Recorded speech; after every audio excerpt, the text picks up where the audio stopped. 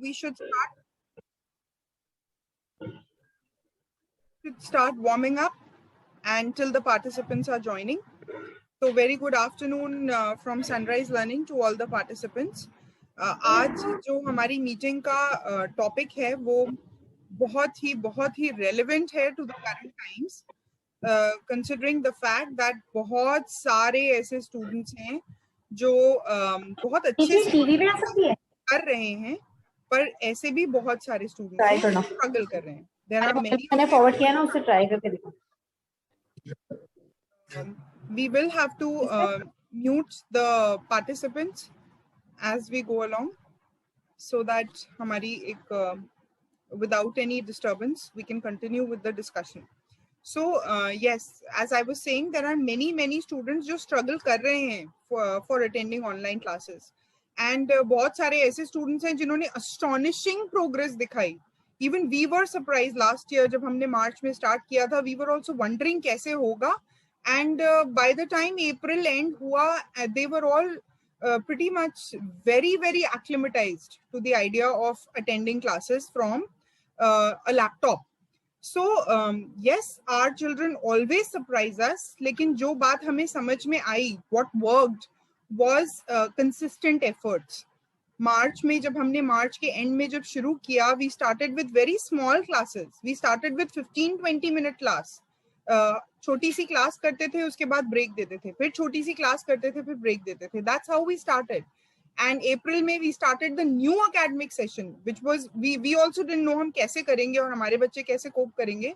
But वो हुआ, and by the time April end आया, most of them had very nicely adjusted to the idea of attending a class, and then gradually over the months वो independent भी होते चले गए, उनकी attention बढ़ती चली गई, उनकी sitting tolerance बढ़ती चली गई. And then so yes, in one word, if I have to say it, what worked was consistent efforts. लगातार बिना give up किए हुए जब हम रोज उनको उसी काम के लिए मोटिवेट करते रहे तो it worked. तो आज का जो डिस्कशन है, आज जो हम डिस्कशन करने वाले हैं, please mute. आज जो हम डिस्कशन करने वाले हैं, that is basically directed towards 4 areas.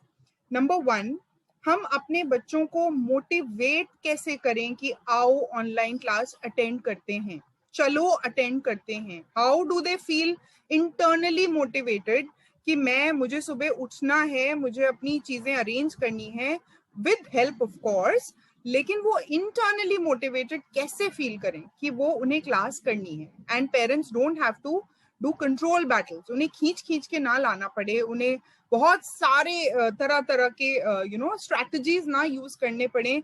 Simplify करके एक सेल्फ मोटिवेशन या इंटरनल मोटिवेशन या external motivation, even external motivation create कर दिया जाए कि बच्चा खुद से मोटिवेटेड फील करे. That is going to be number 1 for today.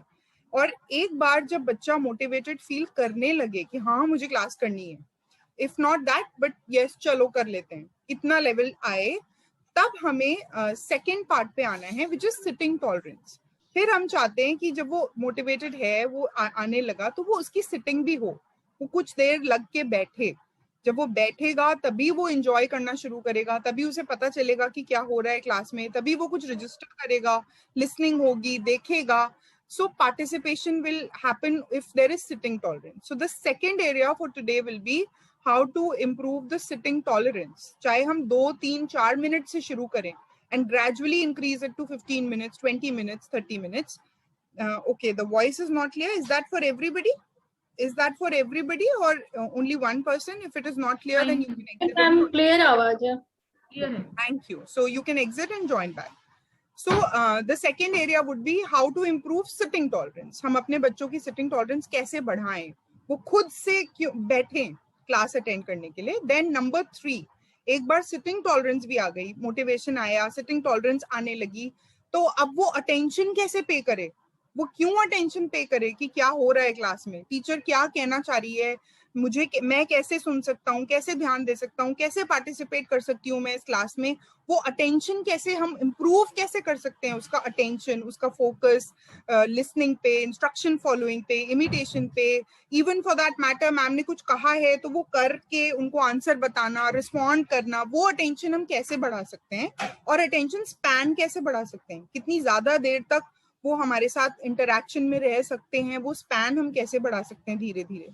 And the fourth area, जब हमें लगे कि बच्चा मोटिवेटेड भी है, सिटिंग भी है, आने लगी है, हमें समझ में आ गया कैसे बढ़ानी है, अटेंशन भी समझ आ गया कैसे बढ़ानी है, then we go on to independence. अब उस बच्चे के अंदर इंडिपेंडेंस कैसे लानी है कि हमेशा मम्मी को या पापा को साथ में ना बैठे रहना पड़े, और वो थोड़ा थोड़ा अपने आप से भी करने लगे, म्यूट अनम्यूट करके रिस्पॉन्ड करने लगे, अटेंडेंस आंसर करने लगे, कैलेंडर की डेट बताने लगे, थोड़ा थोड़ा चैट बॉक्स में आंसर करने लगे, depending on where the child is. उसके फंक्शनल लेवल के हिसाब से उसकी इंडिपेंडेंस भी improve होने लगे. So these are the 4 areas that we are going to talk about today, and we have the team of Sunrise Learning to help us get more and more inputs and understanding in all these 4 areas. So I'll introduce the team members. We have 4 panelists today जो आज major component of the discussion हमारे साथ करेंगे, and the other team members are there to give their valuable inputs. So introducing the panelists first, I can see Namita Rawat ma'am. Namita Rawat ma'am, can you say hi? She is going to talk to us about, yes, these 4 components. Can you see Namita Rawat ma'am? Then I can see Vandana ma'am. Vandana ma'am, can you please say hi? Hello. Hello everyone. Okay, thank you. And we have Ritu Saini ma'am. Hello everyone, namaskar. Yes, and we have Madhu ma'am. Madhu Singh ma'am. Good morning everyone. Good morning. Okay, I can see all 4 now. I'm a little struggling with looking at the team members. Okay, so these are the 4 panelists who will do the major component of the discussion. And we also have our team members, Reena ma'am, Reena Sodhi ma'am. Hi ma'am. Hi, hello everyone. Hello. We have Sri Lalita ma'am. Sri Lalita ma'am. Monica ma'am. Monica Mishra ma'am. Hello everyone. Hello. Hello. We also have Ruchi Mishra ma'am. I think she is busy bringing the participants from Google Meet to Zoom, our Google Meet dish today. Hello everyone. She's right here. Hello, Ruchi ma'am. And can you see any other team member? Feroz sir. I can see Feroz sir. Hello, Feroz sir. Hello ma'am. Hello everyone. Hello. In case there is any other team member, please let me know. We have Drishti also. Ankita ma'am. Yes, we have Ankita Srivastav ma'am. Yes, there she is. I can see her. Hello ma'am. And we also have Drishti with us. Drishti is our new member. She's a psychologist and she's also here with us. So आज का discussion हम शुरू करते हैं. I think most of the participants must have joined from Google Meet to Zoom. ये भी नई learning होती है कदम कदम पे. When we have little challenges, we learn something new. So today Ruchi ma'am quickly shifted us to Zoom from Google Meet. Thank you. So coming on to motivation, हम अपने बच्चों को कैसे motivated feel करा सकते हैं to attend online classes. School के लिए तो वो बहुत motivated होते थे, वो अपना बैग लेके खड़े हो जाते थे, शूज लेके रेडी हो जाते थे, बस का वेट करते थे और सनराइज लर्निंग बोलते रहते थे. बट अभी हम उनको और कैसे मोटिवेटेड फील करा सकते हैं कि कोई बात नहीं, थोड़ा और टाइम करना पड़ सकता है हमें ऑनलाइन क्लासेस, चलो करते हैं. So for motivation, I want to first go to Namita Rawat ma'am and hear her inputs कि हम अपने बच्चों को कैसे motivated feel कराएं to attend these classes. Namita ma'am. Thank you, Sonali ma'am. Good afternoon, everyone. Thank you so much for attending this panel discussion. आज की तारीख में online classes need of the day है और साथ में मैं ये कहना चाहूँगी it's not the responsibility of only the students. ये कलेक्टिव एफर्ट्स हैं स्टूडेंट्स, पेरेंट्स और टीचर्स के. तीनों कंपोनेंट्स बहुत ज़्यादा इम्पोर्टेंट हैं, किसी एक से नहीं हो पाएगा. हम तीनों जब एज ए टीम काम करेंगे तभी ये ऑनलाइन क्लासेस सक्सेसफुल हो रहे हैं और भी ज़्यादा हो सकते हैं. तो सबसे पहले हम जब बात करते हैं मोटिवेशन की, मोटिवेशन एक इनर फोर्स है हमारा जो हमें अपने गोल्स की तरफ, हमारे जो लाइफ के ऑब्जेक्टिव्स है उसकी तरफ हमें लेके जाता है। अब जब मोटिवेशन ऑफ स्टूडेंट्स की बात आती है तो हम जानते हैं कि सेल्फ मोटिवेशन हमारे बच्चों के लिए अगर होगा भी तो भी वो एक्सप्रेस करना शायद उनके लिए बहुत मुश्किल होता है कि मैं ये करना चाहता हूँ, मुझे ये करना है। शायद कहीं ना कहीं उनकी डिफिकल्टीज की वजह से, उनकी कम्युनिकेशन में जो गैप हो जाता है उसकी वजह से वो बता भी नहीं पा रहे होंगे कि मुझे एग्जैक्टली करना क्या है। और बहुत बार ये रिस्पॉन्सिबिलिटी टीचर्स और पेरेंट्स की हो जाती है कि अपने बच्चे को समझना और उसको ड्राइव करना, उसको एक तरीके से उसके गोल्स की तरफ लेके जाना। तो मैं कुछ चीजें के बारे में बात करना चाहती हूँ। सबसे पहले तो एज अ पेरेंट्स, मैं भी एक पेरेंट हूँ, हम सेल्फ मोटिवेटेड है, ऑलरेडी है, नहीं तो ये सैटरडे आफ्टरनून और आफ्टर प्लेटफॉर्म चेंज करने के बावजूद भी हम यहाँ पे अभी नहीं होते। तो एक सेल्फ मोटिवेशन हमें एज अ पेरेंट है, एक अंदर से ऑलरेडी है।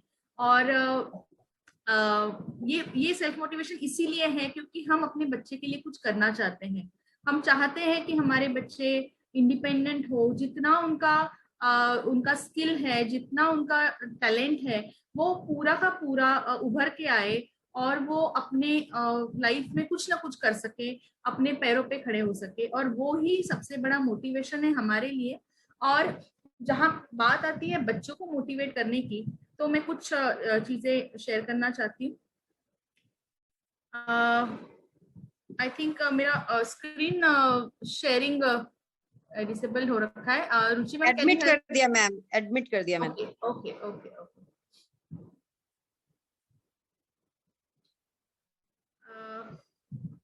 ओके, कोई बात नहीं, मैं वैसे ही बात करती हूँ। शेयर हो नहीं रहा अभी फिलहाल स्क्रीन।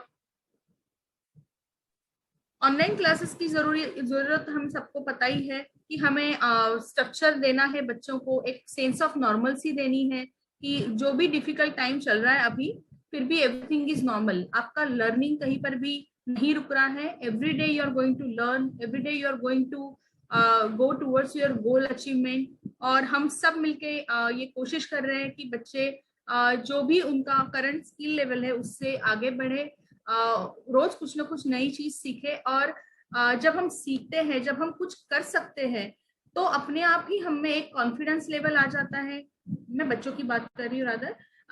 तो ये कॉन्फिडेंस लेवल डेवलप होने के बाद ही मोटिवेशन ऑब्वियसली आएगा। जब हम कुछ कर सकते हैं तब हमें मोटिवेशन जरूर मिलता है। सबसे जरूरत है सबसे ज्यादा चैनलाइजिंग स्टूडेंट्स एनर्जी। इतना भरपूर उत्साह है उनके अंदर, और वो अगर एनर्जी को हम अच्छे से चैनलाइज नहीं कर पाएंगे तो वो उत्साह का क्या होगा फिर। तो हमें उनकी जो एनर्जी लेवल है उसको पूरी तरीके से यूज करना है, उनके जो भी स्किल लेवल है उसको बढ़ाने के लिए, उनको इंडिपेंडेंट करने के लिए। और ऑब्वियसली ये ऑनलाइन क्लासेस से और एक बहुत बड़ा फायदा हुआ है सबको ही, और पेरेंट्स को सबसे ज्यादा, क्योंकि उनको एक फ्यूचर के लिए ट्रेनिंग भी मिल रहा है कि अपने बच्चों के साथ मुझे कैसे काम करना है, किस तरीके से मुझे सिखाना है, और क्या क्या स्ट्रैटेजीज हो सकते हैं मुझे academics as well as ADL सिखाने के लिए। तो जब हम सनराइज में अभी जब क्लासेस ले रहे हैं, हम सिर्फ एकेडमिक्स के क्लासेस नहीं लेते, हम सब कुछ कर रहे हैं। होलिस्टिक डेवलपमेंट पे हमारा फोकस है, जैसे ओटी क्लासेस से लेके, स्पोर्ट्स से लेके, music and dance, drama and academics, everything is going hand in hand. तो ये सब चीजें जब हो रही हैं तो पेरेंट्स, ऑब्वियसली पेरेंट्स इससे बहुत ज्यादा खुश है। और जब हम खुश है तब हम अपने बच्चों को भी वो खुशी देना चाहते हैं, हम खुशी दे सकते हैं। नमिता मैम, एक सेकेंड, मुझे आप ये कहना चाहते हो कि अगर हम बच्चों का मोटिवेशन बढ़ाना चाहते हैं, हम चाहते हैं कि वो मोटिवेटेड फील करें कि आओ क्लास अटेंड करें, क्यों करें? क्योंकि जब वो कुछ दिन तक लगातार क्लास अटेंड करते हैं, so she is trying to say कि तो ऑटोमेटिकली उनके अंदर एक खुशी जनरेट होती है जब, लेकिन शुरू के कुछ दिन जब वो अटेंड करते हैं लगातार, तब उन्हें ये फीलिंग आने लगती है कि हाँ मैं ये सीख रहा हूँ, हाँ मैं सबसे अपने फ्रेंड से मिलता हूँ, हाँ मुझे ये सीखने को मिला, हाँ मुझे, so that sort of the confidence that they get brings that level of motivation कि चलो क्लास करनी है. राइट. तो जैसे हमने कहा कि ऑनलाइन क्लासेस से एक रूटीन है, एक शेड्यूल है उनका, एक नॉर्मलसी ऑफ लाइफ है, तो हमें मोटिवेट एग्जैक्टली कैसे करना है. तो सबसे पहले जब हम बात करते हैं हमेशा वैसे शेड्यूल्स की, रूटीन्स की, हमारे बच्चों के लिए एक विजुअल शेड्यूल हो तो उनको पता है उनका दिन कैसे जाने वाला है, पूरा दिन कैसे स्ट्रक्चर होने वाला है. तो वो एक start of the day, start of the motivation point हो सकता है कि मुझे पूरे दिन में क्या करना है.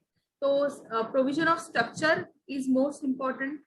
एक वर्क स्पेस होना चाहिए उनके लिए, उनको पता होना चाहिए कि ये मेरा क्लास का टाइम है, ये मेरा क्लास का प्लेस है और मैं यहाँ पे बैठ के कुछ सीखने वाला हूँ, मेरे टीचर्स से मिलने वाला हूँ, मैं कुछ एक्टिविटीज करने वाला हूँ और मेरा एक पर्टिकुलर पीरियड ऑफ टाइम जो है वो मेरा ऐसे स्ट्रक्चर होने वाला है. तो शेड्यूल, उनका वर्क स्पेस या फिर जो क्लासेस के लिए बैठते हैं वो जगह, और ऑब्वियसली हमारी एज ए टीचर रिस्पॉन्सिबिलिटी हमेशा रहती है कि हम बच्चों को ज्यादा से ज्यादा फन, ज्यादा से ज्यादा उनको अटेंशन दे ताकि वो क्लास में कंप्लीट इन्वॉल्वमेंट रहे उनकी. और जब इन्वॉल्वमेंट रहेगी तभी वो सीख पाएंगे और क्लास अटेंड करना चाहेंगे. जब हम उनको पर्सनल अटेंशन देते हैं, हम जब उनको बहुत ज्यादा रीइंफोर्स करते हैं, तब वो क्लासेस में हमें एज ए टीचर देखना भी चाहते हैं, अपने और फ्रेंड्स को देखते हैं. हम ज्यादा से ज्यादा कोशिश करते हैं कि उनके बीच में कनेक्शन हो, और ये कनेक्शन एक पेरेंट और बच्चे के बीच में भी होना चाहिए कि आपको क्लास में बैठना है तो सुबह से, और ये इसकी शुरुआत होती है शायद रात से, हम टाइम पे सोए, टाइम पे सुबह उठे, और सुबह मॉर्निंग का जो टाइम एनर्जी से भरपूर होता है उसमें हम हैप्पीली उनको पूरा उनका मूड अच्छे से रख के हमें क्लासेस के लिए उनको तैयार करना है. ऑब्वियसली ब्रेकफास्ट वो पूरे पेट भर के खा के फिर अपने क्लासेस में बैठे ताकि उनके जो बेसिक नेसेसिटी है वो पूरी हो चुकी हो. तो उसके साथ में मैं और दो चीजें कहना चाहूंगी कि जब हम क्लासेस ये करते हैं तो हमें बीच में ब्रेक्स और सेंसरी नीड्स के लिए जो भी प्रोविजंस हो वो भी हमें उसका भी ध्यान देना पड़ेगा, क्योंकि ब्रेक्स भी इम्पोर्टेंट है. हम कंटिन्यूअसली 2-3 घंटे बच्चों को एक जगह पे बैठने का एक्सपेक्टेशन नहीं रख सकते हैं. हमें भी चाहिए होते हैं ब्रेक्स, हमें भी मूवमेंट चाहिए होता है, हमें भी अपना कंसंट्रेशन बढ़ाने के लिए बीच बीच में ब्रेक्स चाहिए होते हैं, वैसे उन्हें भी चाहिए होते हैं. तो उनका भी हमें ध्यान रखना है. और टीचर्स के साथ कनेक्शन रहेगा अगर पेरेंट्स का, स्टूडेंट्स का तो रखते हैं, टीचर्स रखते हैं, लेकिन पेरेंट्स जो भी डिफिकल्टीज आती है. Ritu Agrawal, can you please mute yourself? And there is one more, Pooja. Can you please mute yourself? Yes. Okay. I'm so sorry.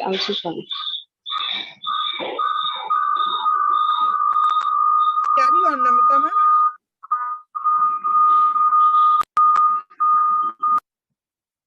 Yes. तो पेरेंट्स का टीचर्स के साथ अगर कनेक्शन अच्छे से हो तो जो भी डिफिकल्टीज आपको आती हैं, आप अगर टीचर्स को लूप में रखें तो we can work together so that each and every child who has different needs, we can look into the matter कि क्या हो रहा है, कहाँ पे डिफिकल्टी आ रही है और हम क्या कर सकते हैं. और लास्ट पॉइंट मुझे यहाँ पे कहना है कि ये पैंडेमिक में हमें बहुत कुछ सिखाया है. सबसे पहले सिखाया है एक्सपेक्ट द अनएक्सपेक्टेड. कभी हमने कोई चीजें एक्सपेक्ट नहीं की थी और वो हो रही है, तो हम उसके साथ में कोप अप करना सीख रहे हैं. आज भी सीख रहे हैं, आफ्टर 1.5 year ऑलमोस्ट हम अभी भी सीख रहे हैं.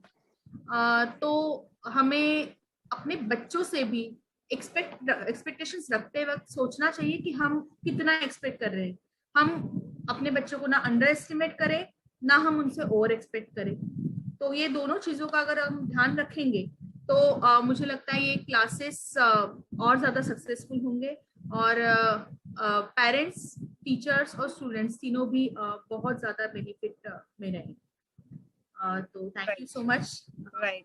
Excuse me ma'am, Namita ma'am, thank you so much. अभी ये मीटिंग हमारी 5-6 मिनट्स में एंड हो जाएगी, हमें फिर से ज्वाइन करनी है ये मीटिंग, बिकॉज मीटिंग का टाइम जूम में 40 मिनट्स होता है, तो काफी टाइम पार्टिसिपेंट्स को ज्वाइन करने में, गूगल मीट से यहाँ आने में निकल गया, तो हम फिर से ये लिंक पे ज्वाइन कर लेंगे सब लोग जैसे ही मीटिंग एंड होगी। Thank you. ऑटोमेटिकली एंड होगी एंड देन इसी को रिजॉइन कर लेंगे, ठीक है। Thank you Namita ma'am. So basically जैसे कि टीचर्स ने प्लानर को बहुत ही मोटिवेटिंग रखने के लिए तरह तरह की एक्टिविटीज डाली हैं। एक प्रोग्राम क्लास भी होगी, एक्सरसाइज भी होगी, डांस भी होगा, योगा भी होगी, आर्ट एंड क्राफ्ट भी होगा, स्टोरी भी होगी। So the students can and the parents also can sort of feel motivated कि चलो आज क्या होगा, आज हम किससे मिलेंगे, आज कौन हमें क्या कौन सी एक्टिविटी कराएंगे. So that is also a way of improving motivation. Similarly, we are also trying to help the parents कि वो अपने बच्चों को कैसे motivated रख सकते हैं. आज क्या इंटरेस्टिंग होने वाला है ऑनलाइन क्लासेस में, आज वो कैसे वर्क प्लेस को इंटरेस्टिंग बनाएं, आज वो शेड्यूल को कैसे इंटरेस्टिंग बनाएं कि ऑनलाइन क्लास के बाद हम क्या खाने वाले हैं या क्या करने वाले हैं. So these are all little factors जो हम शायद अपनी शेड्यूल में डाल सकते हैं to make things motivating. I want to go to Madhu ma'am now. If you have some inputs regarding, especially regarding motivation, increase the motivation level to attend classes. Yes, thank you Namita ma'am. बहुत सारे areas Namita ma'am ने बता दिए आपको, और मेरा point of view ये है कि मोटिवेशन दो चीजों पे डिपेंड करता है. आपका एक इंटरनल मोटिवेशन होता है, एक एक्सटर्नल मोटिवेशन होता है. तो बच्चों को एक इंटरनल मोटिवेशन के लिए ये बताना बहुत जरूरी है कि पर्पस क्या है, ऑनलाइन क्लासेस करने का पर्पस क्या है. आपको ये बताना होगा कि इम्पोर्टेंस क्या है. तो अगर हम योगा सीखते हैं तो ये सारी चीजें हमारी अच्छी होती हैं. आपको ये विजुअली, ऑब्वियसली आपको विजुअली हर चीजें समझानी होंगी. तो जब आप क्लासेस, डिफरेंट क्लासेस के इम्पोर्टेंस को बताओगे बच्चों को, तो डेफिनेटली उनके अंदर कुछ ना कुछ तो मोटिवेट करेगा. अगर आप ये कहते हो कि क्लास में मुझे आपको राइम्स सुनने को मिलता है, आपको कितना मजा आता है. और अगर आप ये कहते हो कि आपको सेंसरी इनपुट्स मिलते हैं, आपको फेविकॉल दिया जाता है खेलने के लिए, कलर्स दिए जाते हैं खेलने के लिए, समटाइम्स पानी भी दिया जाता है. तो ये हमने इम्पोर्टेंस बताया, उनको सिखाया कि आपके अपने नीड्स भी पूरे होते हैं. हाँ, जिस चीज में भी वो ज्यादा इंटरेस्टेड है. कोई फ्रेंड से मिलने में इंटरेस्टेड है, कोई सेंसरी, हाँ, फ्रेंड से मिलने में, हेलो बोलने में. हम देखते हैं कॉमन स्किल क्लास में कितने सारे स्टूडेंट्स हैं जो हेलो बोलना चाहते हैं अपने फ्रेंड्स को. तो हमने, आप क्लास के पहले ही इस चीज का इम्पोर्टेंस उनको बताओ कि आपको अपने फ्रेंड्स को देखने का मौका मिलता है, बात करने का मौका मिलता है, हेलो करने का मौका मिलता है, और एक साथ कॉमन प्लेटफॉर्म पे सारे टीचर्स को आप देखते हो. फ्राइडे को जब आप 10:30 कॉमन क्लास करते हो तो सारे टीचर्स आपको आप देखते हो, तो ये मोटिवेट करेगा उनको. ओके. और ये भी है कि जब daily classes, program class, academic class होते हैं हमारे, तो बच्चों को ये भी बताना होगा कि आपको एक सेंस ऑफ एकम्प्लिशमेंट फील होता है. हाँ, आज मैंने ये चीज खुद से किया, मैंने ट्राई किया, मैंने खुद से सर्कल किया, मैम कितना खुश हुई, मम्मा का आज कुछ डिफरेंट रिएक्शन था. ये सारी चीजें भी ऐड करेंगी उनके मोटिवेशन में. ओके. और मैं अपने क्लास में और सारे बच्चों को, सारे पेरेंट्स को ये चीज जरूर बोलती हूँ कि एक सोशल मोटिवेशन बहुत जरूरी है, और वो चीज पेरेंट्स से आ सकता है, टीचर से आएगा और फैमिली मेंबर से आएगा. आपके बच्चे डेली क्लास में कुछ भी इंडिपेंडेंट करते हैं, कुछ भी बहुत अच्छा करते हैं, तो आपको बताना होगा अपने फैमिली मेंबर्स को कि आज इसने खुद से पेज टर्न किया, आज इसने कैलेंडर खुद से किया. और घर में भी डेली रूटीन में अगर बच्चे कुछ बहुत अच्छा करते हैं, तो ऑनलाइन क्लास में आपको टीचर्स को वो चीज बतानी चाहिए. It will hardly take 1-2 minutes कि सारे पेरेंट्स बता सकें कि आज मेरे बच्चे ने ये बहुत अच्छा किया मैम. तो हम भूल जाते हैं कि हमारे बच्चों के अंदर भी एक सेल्फ रिस्पेक्ट है, सेल्फ स्टीम है, जो हमें ही पूरी करनी है। तो अगर हम इस तरह से ऑनलाइन क्लास में टीचर्स को बताएंगे, उनके क्लासमेट्स को बताएंगे, तो कहीं ना कहीं इंटरनली ये चीज उनको मोटिवेट करेगा, बहुत अच्छा लगेगा। Such a good thought, you know, when the class starts, the parents say कि मैम इसने ये नहीं किया, इसने ये नहीं किया, इसने ये नहीं किया, but क्या किया वो बताना भूल जाते हैं, क्या अच्छा किया वो बताना भूल जाते हैं, क्या नहीं कर पा रहा है, क्या नहीं हो रहा है, क्या इससे नहीं हो पा रहा है, वो बताने में टाइम निकल जाता है most of the times. So yes, छोटी छोटी तो ये चीज भी इक्वली इम्पोर्टेंट है। जो नहीं कर पाते हैं बच्चे और जो कर रहे हैं वो भी उतना ही इम्पोर्टेंट है आपको बताना, टीचर्स को और उनके फ्रेंड्स के सामने तो बहुत ही इम्पोर्टेंट है, क्योंकि उनका बिल्कुल सीना चौड़ा हो जाता है, हाँ आज तो मैंने किया, मम्मा ने बताया। वो भले उनके चेहरे पे एक्सप्रेशन नहीं आ पाता है, कहीं ना कहीं इंटरनली उनको अच्छा लगता है। ठीक है, तो जो चीजें, और एक लास्ट चीज, हर वो चीज जो आपको अच्छी लगती है, हर वो चीज जो हर बच्चे को अच्छी लगती है, वो आपके बच्चे को भी अच्छी लगती है। तो आपको वो चीज पूरा करना है, ये बिना सोचे कि इससे कुछ फर्क नहीं पड़ता है, तो आपको वो चीज करना ही है। ठीक है, और बहुत ज्यादा ओवर मैनेज नहीं करना है ऑनलाइन क्लास में। ओवर ज्यादा मैनेज करने से एंजाइटी, बिहेवियर आने लगते हैं। बस स्लोली स्टेडली, ठीक है, धीरे धीरे मैनेज। नेक्स्ट है कि लास्ट पॉइंट जो मेरा ये रहेगा कि जो हम प्लानर हमें मिलता है, प्रिडिक्टेबिलिटी हमारे पास होती है, हमने सोशल स्टोरी भी कर ली, हमने मोटिवेट भी कर दिया बच्चे को। अगर हम जो एक्टिविटीज क्लास में होती है, अगर हम वो धीरे धीरे थोड़ी थोड़ी एक्टिविटीज घर पर भी करें बच्चे के साथ, तो उसको उसमें और ज्यादा मजा आएगा, क्योंकि वो उसको अच्छे से सीख चुका होगा, उसको पता होगा इसमें क्या होता है। तो अगर आपको सैंड प्ले कराया, मतलब मैम ने, या सैंड पर राइटिंग, अल्फाबेट की राइटिंग कराई, और अगर हम वही चीज नेक्स्ट डे या शाम को वही चीज रिपीट कर लेते हैं बच्चे के साथ, तो उसको वो अच्छे से समझ आ जाएगी। मतलब जो हम ऑनलाइन सीख रहे हैं उसकी प्रैक्टिस अगर हम ऑफलाइन भी करेंगे, तो बच्चा मोर कनेक्टेड होगा उस एक्टिविटी से, मोर कनेक्टेड होगा उस लर्निंग से। तो वो भी बहुत जरूरी है कि हम दोनों एंड पर काम करें। ऑनलाइन भी जो हम सीख रहे हैं उसको हम प्रैक्टिस भी करवाएं। मैम ने तो एक बार करवा दिया ऑनलाइन क्लास में, नेक्स्ट टाइम नेक्स्ट एक्टिविटी जो होगी वो based on the prior learning होगी। लेकिन उस टाइम पर शायद मेरा बच्चा इतना फोकस नहीं था और उसने इतना ध्यान नहीं दिया, तो कोई 2-1 स्टेप मिस हो गए। तो नेक्स्ट क्लास में जब उससे आगे हम जाएंगे तो उस बच्चे को वहां पर प्रॉब्लम आएगी, उस पहले वाले कॉन्सेप्ट क्लियर नहीं हुआ, हम नेक्स्ट कॉन्सेप्ट करा रहे हैं, तो वो बच्चे को प्रॉब्लम आएगी। अगर हम वो गैप अपने, as we are a team, teacher, parent and the child, we are a team. तो अगर एज अ पेरेंट मेरे को पता है कि मेरे बच्चे को ये एक पॉइंट में अभी नहीं आया, and I work on that point before the teacher is going to introduce the next step, तो क्योंकि उसको आता है, उसको कॉन्फिडेंस आएगा। और जब बच्चे को कॉन्फिडेंस आएगा कि हाँ मुझे आता है, ये तो मम्मा ने भी कराया था मुझे, ये तो मैम ने भी कराया था मुझे, मैं इसको कर सकता हूँ, तो वो इंटरनल जो मोटिवेशन जो हम बोल रहे हैं, वो इंटरनल मोटिवेशन उसको फील होगी, और फिर वो आगे और अच्छे से करने की, और उसको लगेगा कि अच्छा अब मैंने ये 5 स्टेप कर लिए, नेक्स्ट स्टेप क्या होगा।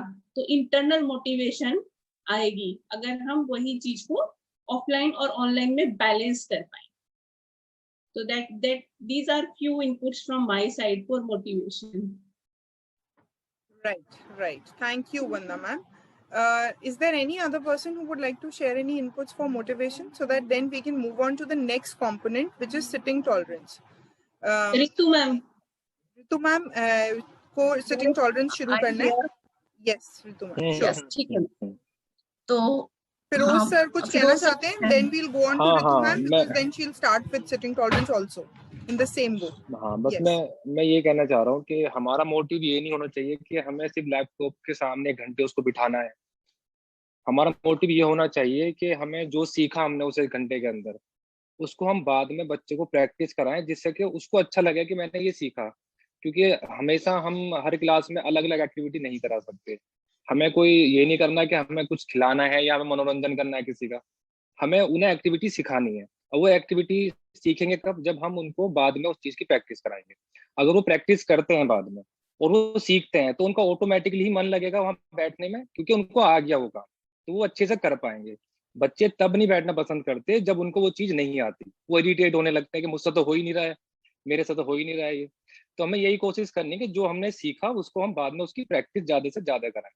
ज्यादा प्रैक्टिस करेंगे ज्यादा मोटिवेट होगा उस चीज के लिए, और जब हम नेक्स्ट टाइम वो प्रैक्टिस कराएंगे उसकी क्लास में तो वो बैठेगा आराम से और वो करेगा कि मुझे ये आता है, ये तो मैं कर लूंगा अच्छे से।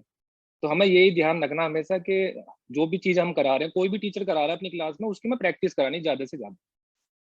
बस यही कहना चाहता हूँ कि सबने सब कुछ पॉइंट बताई दिए हैं, सारी चीजें। तो ये सबको ध्यान रखना है कि प्रैक्टिस बहुत जरूरी है किसी भी चीज की, जितना ज्यादा सीखेंगे उतना ज्यादा वो। हाँ, मेरे बच्चे के साथ भी यही है। जो क्लासेस को डिफिकल्ट लगती हैं, जैसे जिसमें बहुत थ्योरी होती है, लंबे लंबे सेंटेंस होते हैं, उनको उसको कॉम्प्रिहेंशन में स्ट्रगल कर रहा है, वो क्लासेस ही हेट्स दोस क्लासेस, एंड वो पता चल जाता है there is zero motivation, negative motivation. He will do anything to make sure कि वो क्लास हो ही ना, किसी तरह हमें जाना ही ना पड़े। तो कुछ ना कुछ जरूर होगा उस क्लास। जैसे ही आप देखोगे शेड्यूल में EVS की क्लास, माय गॉड, मतलब वो पता ही है कि it is very difficult, there is no motivation. So yes, we have to practice, we have to make things easy and nicer for them. हाँ जी, एक छोटा सा पॉइंट मैं यहाँ पर ऐड करना चाहती हूँ बस, इससे पहले हम रितु मैम को सुने। एक्सपेक्ट, जो नमिता मैम ने कहा कि बहुत ज्यादा एक्सपेक्टेशन नहीं रखना है, पहले ही दिन आधे घंटे की पूरी क्लास अटेंड कर ले, ये एक्सपेक्टेशन नहीं रखनी है। ग्रेजुअली टाइम इंक्रीज कर सकते हैं, 10 मिनट, 15 मिनट, 20 मिनट, इतना एक्सपेक्ट नहीं करना, अरे इसने तो पूरी क्लास ही नहीं करी, ये तो बीच में ही उठ के चला गया। ये कोई बात नहीं, पहले दिन नहीं समझ में आ रहा है, पहले दिन पहचान रहा है चेहरा, बच्चों को पहचान रहा है, देख रहा है, उतना भी काफी है। तो एक्सपेक्टेशन ये मत रखिए कि पहले दिन पूरी क्लास वो अटेंड कर ले। Thank you. हाँ, और उससे डिमोटिवेट नहीं होना है। अगर पहले दिन 10 मिनट बैठा तो that also is a great achievement for a child जो कभी नहीं बैठा था। So we have to go step by step, right? Thank you. So now moving on to Ritu ma'am. Ritu ma'am, हमारा जो नेक्स्ट कंपोनेंट है वो इसी से कनेक्टेड है, इंटरकनेक्टेड। एक बार बच्चा मोटिवेटेड फील कर रहा है तब उसकी सिटिंग टॉलरेंस पे काम किया जा सकता है। मम्मी, मतलब पेरेंट और बच्चा दोनों मोटिवेटेड हैं कि मुझे ऑनलाइन क्लास करनी है, बताओ तुम्हारे पास क्या है। अब हमें सिटिंग टॉलरेंस पे काम करनी है। तो मैम, आप दोनों एरियाज पे whatever you want to share with us your inputs on these components. Thank you. Sure, सभी ने बहुत अच्छे से मोटिवेशन बताया। मेरे भी ऑलमोस्ट यही पॉइंट्स हैं कि किस तरह से बच्चे का जो एक्सटर्नल मोटिवेशन है उसको इंटरनल मोटिवेशन भी कैसे बनता जाए। वो होता है धीरे धीरे, जब बच्चा चीजें सीख रहा है और सीख करके उसको जो प्रेज मिलती है उससे वो बहुत ज्यादा मोटिवेट होता है। ये क्योंकि मेरे अपने बच्चे के साथ है और जो मैंने बहुत ज्यादा यूज किया है। अगर वो एक छोटी सी भी चीज करता है तो मैं उसका इतना बड़ा बखान, मुझे अगर मैं करती हूँ सबके सामने, तो वो बहुत इतना मोटिवेटेड होता है कि मुझे फिर से करना है अभी ये चीज। तो वो एक जो मैंने उसको एक्सटर्नल रेनफोर्स के साथ सिखाया, एक्सटर्नल मोटिवेशन जिसके लिए मैंने यूज किया, जिस एक्टिविटी को सिखाने के लिए, आज वही एक्टिविटी उसका रेनफोर्सर बन गई। समझ गए आप? जिस एक्टिविटी को सिखाने के लिए मुझे अदर रेनफोर्स यूज करना पड़ा, आज वही एक्टिविटी उसका दूसरी एक्टिविटी को सिखाने के लिए उसका रेनफोर्स बन गया। तो ये इंटरनल मोटिवेशन हो गया, क्योंकि रेनफोर्सर्स क्या है? हमारे इंटरनल मोटिवेशन है जो हमें अंदर से आता है, और उसी इंटरनल मोटिवेशन को हम रेनफोर्समेंट कहते हैं। अगर मेरे बच्चे को कटोरी को स्पिन करना बहुत पसंद है तो ये उसका एक इंटरनल मोटिवेशन है, उसको स्पिन करना। और मैंने क्या किया, उसको एज ए रेनफोर्सर यूज किया और उसको कटोरी की जगह टॉप को सिखा दिया मैंने स्पिन करना। तो मेरा बिहेवियर मॉडिफिकेशन भी हो गया और एक मुझे अच्छा सा रेनफोर्सर भी मिल गया। उस मोटिवेशन को मैंने एक मीनिंगफुल रेनफोर्सर बना दिया। तो मोटिवेशन के लिए तो वंदना मैम ने, मधु मैम ने, सबने और नमिता ने, सबने बहुत अच्छे से बताया है, और यही सब कीज है मोटिवेशन की। तो अब बढ़ते हैं नेक्स्ट टॉपिक की तरफ कि सिटिंग बिहेवियर को कैसे मतलब हम कंटिन्यू करें, कैसे बढ़ाया जाए। तो मेरा ये मानना है कि जब कोई डिफिकल्टी हम फेस करते हैं तो पहले हमें हमें ये समझना है कि डिफिकल्टी हो क्यों रही है। जब तक हम डिफिकल्टी का कारण नहीं समझेंगे तब तक हम उसको इंटरवेंशन नहीं दे पाएंगे। तो सिटिंग का हमें ढूंढना पड़ेगा कि मेरा बच्चा क्यों नहीं बैठ रहा है। तो एक तो हमने टॉपिक कवर कर लिया, लैक ऑफ मोटिवेशन, कि मेरे बच्चे को कोई मोटिवेशन ही नहीं था बैठने का, ये हमें समझ में आ गया। तो अब हमें पता है कि मुझे मेरे बच्चे का मोटिवेशन क्या है। मेरे बच्चे का मोटिवेशन हो सकता है उसके रेनफोर्सर, उसके लिए क्लैपिंग होना, या टीचर के साथ उसको पर्सनल अटेंशन मिलना, या फिर उसको फ्रेंड से मिलना। मतलब हमने वो रेनफोर्सर हम उस क्लास में ढूंढेंगे, उस क्लास में मेरे बच्चे के लिए क्या रेनफोर्सर है जो मैं यूज कर सकती हूँ। एक है सेल्फ मोटिवेटेड, ये सब मोटिवेशन के पार्ट है because they both are connected. ठीक है, तो आपको सेल्फ मोटिवेट होना है, सेल्फ पॉजिटिव होना है। वंदना मैम ने जो बात बोली है वो मैं उस पर 200% बिलीव करती हूँ। अगर मैं नेगेटिव हो जाती हूँ तो मेरा बेटा मुझसे पहले नेगेटिव हो जाता है। अगर मैंने ये सोच लिया ना यार ये क्लास बड़ी वैसे बोरिंग है, तो मेरा बच्चा तो झांकेगा ही नहीं उस क्लास में। और यहाँ पे मतलब मैं ये बिल्कुल पीछे नहीं हटूंगी बताने में कि मेरे बेटे को भी ऑनलाइन क्लासेस में बैठने में दिक्कत है, और उसका सिर्फ यही मैंने अभी निकाला है कि उसको दिक्कत क्या है, वो क्यों नहीं बैठ रहा है। क्योंकि उसका जो चलो मेरे बेटे की बात बाद में करेंगे, पहले हम टॉपिक पे आते हैं। तो आपको ये देखना है कि मेरे बेटे को ऑनलाइन क्लास में कहाँ पर परेशानी आ रही है। नंबर एक तो हम इस पे पहले ध्यान देंगे कि अगर आपके बच्चे को फिजिकल क्लास में भी सिटिंग टॉलरेंस कम है तो आप एक्सपेक्ट मत करिए कि वो ऑनलाइन 45 या 40 मिनट्स की क्लास में बैठेगा। तो पहले आपको उस पर काम करना पड़ेगा। उसकी फिजिकल जो 1-to-1 आपके साथ है, जो आपके साथ एक्टिविटीज घर में कर रहे हैं या जो पहले हम स्कूल में कर रहे थे, उसमें अगर सिटिंग जितनी है उससे कम टाइम के लिए हम ऑनलाइन क्लास में बिठाएंगे। अगर मेरा बच्चा 15 मिनट का सेशन ले लेता है आराम से फिजिकल सेशन, तो ऑनलाइन में भी हम ये नहीं सोचेंगे कि 45 मिनट्स का एक साथ हम सेशन करते हैं। हमें उसमें ब्रेक्स देने होंगे, ब्रेक्स उसके पसंद के होने चाहिए। हम अब मेरे जो IVIP की क्लास है उसमें हम कोशिश करते हैं कि बच्चे को अच्छे हैप्पी ब्रेक्स मिले, फन ब्रेक्स मिले, वो जाके फिर जल्दी से आ जाएं। कभी मैं बोलती हूँ छोटा वाला ब्रेक, कभी बोलती हूँ 1 मिनट का ब्रेक, अभी वाटर ब्रेक। तो उनको समझ में आ रहा है, जैसे ही ब्रेक बोलते हैं वो उठ के जाते हैं, फिर हैप्पी आके बैठ जाते हैं। तो यहाँ हम डिफिकल्टीज की बात कर रहे हैं। ऑनलाइन क्लासेस में क्या क्या डिफिकल्टीज बच्चे को आ सकती हैं। कुछ बच्चों को ना स्क्रीन से कंफर्टेबल नहीं होते हैं बच्चे, कि कहीं उनको स्क्रीन तो नहीं समझ में आ रहा है कि स्क्रीन उनको कोई विजुअल सेंसरी प्रॉब्लम तो नहीं है, डिफिकल्टी तो नहीं है, जिसके कारण जो स्क्रीन पे चीजें दिख रही हैं, जो मैम दिखा रही हैं या जो क्लास चल रही है उसमें तो कहीं उनको दिक्कत नहीं आ रही है। और एक जो बहुत बड़ा मेजर कंपोनेंट है डिफिकल्टी का, वो ये है कि हमारे बच्चे बहुत पहले से ही आईपैड के ऊपर या फिर फोन के ऊपर अपने गेम्स पहले से ही खेल रहे होते हैं। अब अचानक से आप उनको बोलोगे कि नहीं अब आपको इस पे पढ़ाई करनी है, मैडम पढ़ा रही है, तो उनको ना वो डिफरेंस समझना मुश्किल हो जाता है कि मैं तो बड़ा अच्छा इस पे गाने सुनता हूँ, मैं तो इस पे वीडियो गेम खेलता हूँ, अब मेरे को जबरदस्ती बैठ के 45 मिनट्स की क्लास इसी मोबाइल पे करनी है, जो मुझे ऐसे ही मिल जाता था पहले जब मैंने उठाया, चलाया और यूज कर लिया।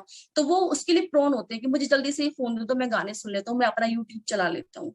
ठीक है, ये एक डिफिकल्टी हो सकती है। तो पहले कोशिश करेंगे डिफिकल्टी को पहचानने की। जब आपको डिफिकल्टी समझ में आ जाएगी, डिफिकल्टी मिल जाएगी, तब आप उसका सोल्यूशन निकालेंगे कि सपोज डिफिकल्टी तो कुछ और है और हम उसको ब्रेक्स दिए जा रहे हैं कि हमें लग रहा है कि सिटिंग इससे बढ़ेगी, क्योंकि ब्रेक देना एक इंटरवेंशन है, मगर वो किस डिफिकल्टी के लिए ये हमें देखना पड़ेगा।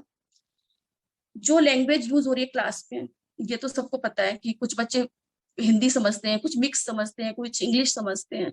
तो जो टीचर या फिर स्क्रीन पे जो लैंग्वेज आ रही है, स्क्रीन पे जो पिक्चर्स आ रही हैं, वो बच्चे को समझ आ रही है कि नहीं आ रही है। अगर बच्चे को कोई चीज समझ नहीं आ रही है, उसकी समझ से बाहर है, तो भी उसको बैठने में कोई इंटरेस्ट नहीं आता है, मतलब वही लैक ऑफ मोटिवेशन हो गया बैठने के लिए। अटेंशन स्पैन की तो हम आगे बात ही करेंगे। अगर उसका अटेंशन स्पैन भी कम है तो भी दिक्कत आती है बैठने के लिए। तो जब आप समझ जाएंगे कि मेरे बच्चे को ये प्रॉब्लम आ रही है, उस हिसाब से आपको इंटरवेंशन करना है। अगर सिटिंग टॉलरेंस फिजिकल क्लासेस में भी कम है तो आप वहां पर काम करेंगे, उसको धीरे धीरे उसकी इंटरेस्ट की एक्टिविटीज से स्ट्रक्चर करके।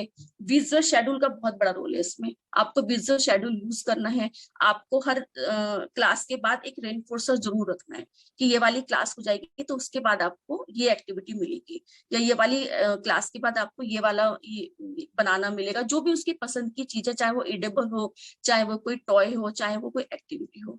तो एक तो आपको उसकी सिटिंग टॉलरेंस इस तरह से बढ़ा सकते हो कि आपको उसको एक मतलब प्रायर इंफॉर्मेशन दे दिया आपने कि ये आपका शेड्यूल है, पहले असेंबली क्लास होगी, उसके बाद प्रोग्राम क्लास होगी, उसके बीच में जो ब्रेक है आप उसमें ये एक्टिविटी कर सकते हो, ठीक है। वो उसका फ्री टाइम है, आपने फ्री टाइम दे दिया उसको। फिर आपने उसको पहले से ही बताया हुआ कि उसकी आपकी नेक्स्ट क्लास भी है, ठीक है। तो इस तरह से आपने शेड्यूल फॉलो कर लिया।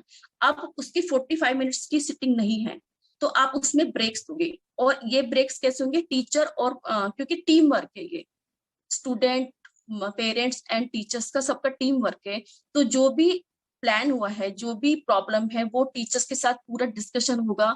उसके बाद में जो इंटरवेंशन प्लान होगा वो भी एज ए टीम ही होगा। तो अगर बच्चे का जो ब्रेक टाइम है वो टीचर और मदर का आपस का एक कम्युनिकेशन होगा कि किस तरह से उसको ब्रेक देना है। तो इस तरह से छोटे छोटे ब्रेक्स के साथ में आपने सिटिंग बढ़ा ली। अगर इनिशियली हमारा बच्चा बैठ नहीं रहा है तो हमारी बहुत सारी क्लासेस चल रही हैं, तो आपको देखना होगा कि मेरे बच्चे की इंटरेस्ट की क्लास तो डांस वाली है, तो आप डांस वाली क्लास से शुरू करिए। जरूरी नहीं है कि आप तुरंत एकेडमिक क्लास शुरू कर दीजिए। आपका बच्चा जब डांस वाली क्लास में एंजॉय करने लगे तो उससे पहले जो क्लास है आप वो वाली शुरू करिए कि इसके बाद तो हमें डांस वाली क्लास करने के लिए मिलेगी। तो धीरे धीरे एक एक क्लास का इंट्रोडक्शन करिए, एक एक क्लास में बच्चे को कंफर्टेबल करिए। और वही किसी किसी टीचर्स के साथ, जैसे हमारा सक्षम देविका मैम के साथ ज्यादा कनेक्टेड है, तो जिस टीचर के साथ अगर आपका बच्चा लगता है कि ज्यादा कनेक्टेड है तो वहां से शुरू करिए। बच्चे धीरे धीरे सब टीचर्स से कनेक्टेड हो जाते हैं। ये हमने अभी देखा है, जब मेरी और मधु की क्लास सेपरेट हुई तो हमने ये देखा कि अब धीरे धीरे हमारे बच्चे, पहले वो बच्चे मुझसे ज्यादा कनेक्टेड थे ELC1 वाले, AIP के मधु के साथ थे, मगर ठीक है अब चीजें बिल्कुल आ रही है, शेप में आ रही है, ठीक है।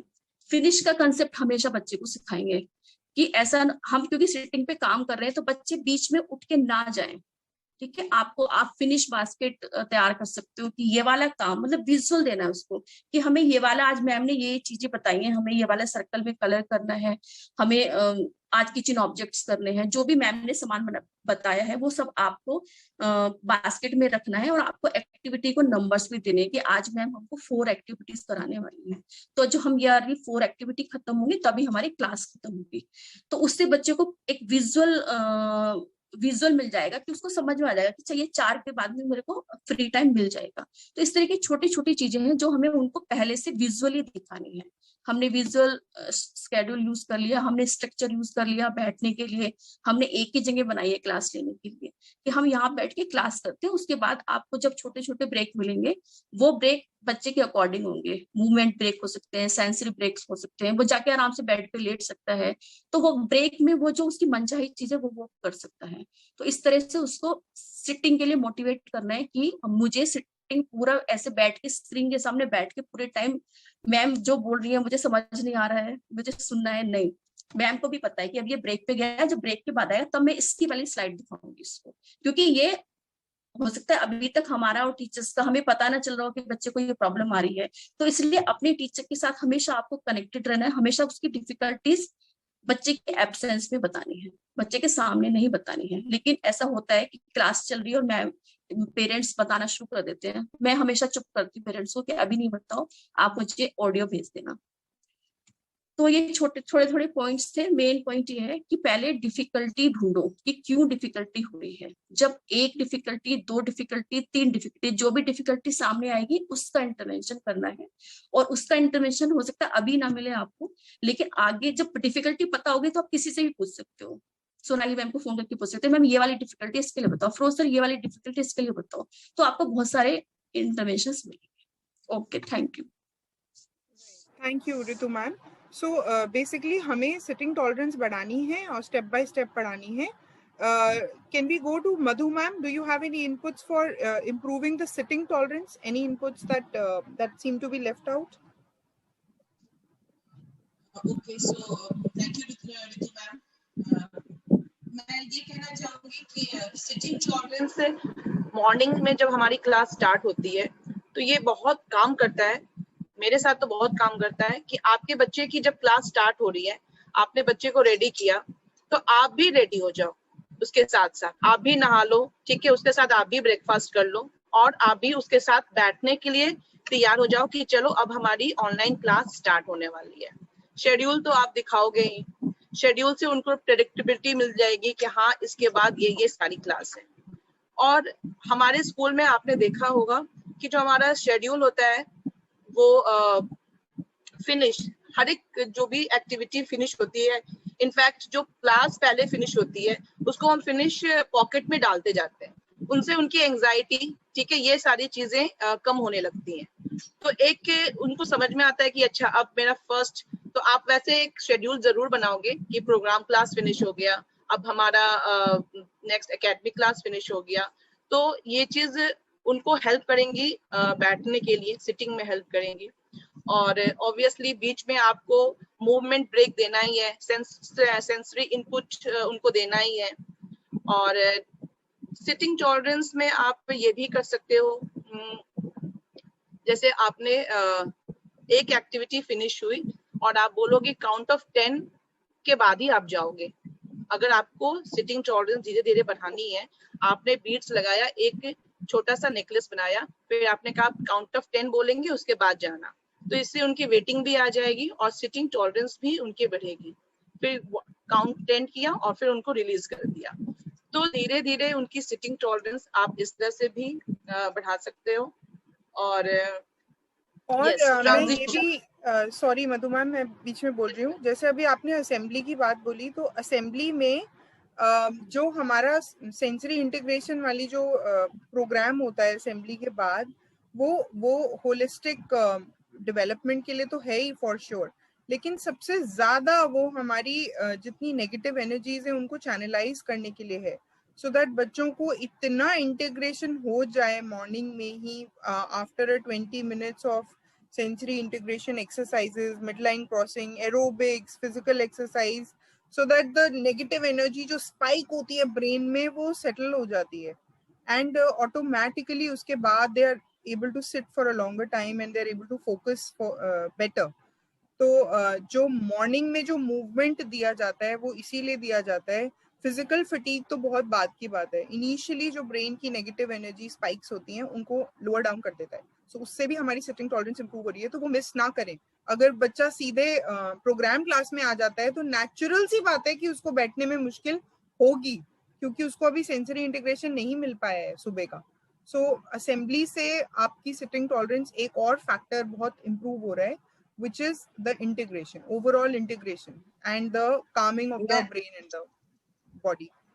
Ma'am I want to add something, जो मधु मैम ने बोला कि आप भी तैयार हो जाओ, आप भी कर लो, और एक शेड्यूल की बात जो सारे टीचर्स ने बताई, वो एक दिन पहले से भी आप रात में भी बता सकते हो, कल तो हमारी बहुत अच्छी वाली क्लास है, सुबह हम उठ के करेंगे, या मॉर्निंग में भी जब आप तैयार हो गए, आज तो बहुत अच्छा आर्ट एंड क्राफ्ट है, स्टोरी टाइम है हमारा। तो मैंने ये अपने साथ देखा है अपने बच्चे में कि अगर आप सुबह से ये कह रहे हो आज तो बहुत अच्छी, चलो चलो जल्दी से रेडी हो जाते हैं फिर हम लोग करेंगे, तो ये मोटिवेट भी करता है और सिटिंग टॉलरेंस भी बढ़ाता है, उसका भी इंटरेस्ट आता है, अच्छा हाँ मम्मा ऐसे कह रही है, बैठ के देखता हूँ कैसे हो रही है क्लास। एक और चीज मुझे याद आई, जब जैसे लिस्ट ऑफ चीजें बताते हैं ना टीचर्स कि एक बॉल, एक फिरोज सर लिखते हैं टेनिस बॉल, 5 कप, बीड्स, वो जो भी चीजें अगर हम अरेंज करते हैं ना, बच्चे के साथ अरेंज करते हैं, तो उसका अलग ही लेवल होता है मोटिवेशन का, कि अच्छा आज हम वो कोन इकट्ठा कर रहे हैं, टेनिस बॉल इकट्ठा कर रहे हैं। बच्चे के साथ जब हम बास्केट बनाते हैं तो he has a next level of connection with the class, कि अच्छा आज इन सब चीजों से कुछ कुछ कराएंगे वो, तो कोई चीज छूट भी जाती है तो वो याद दिला देते हैं कि आपने बॉल का तो कुछ कराया ही नहीं, मैंने बॉल रखी थी।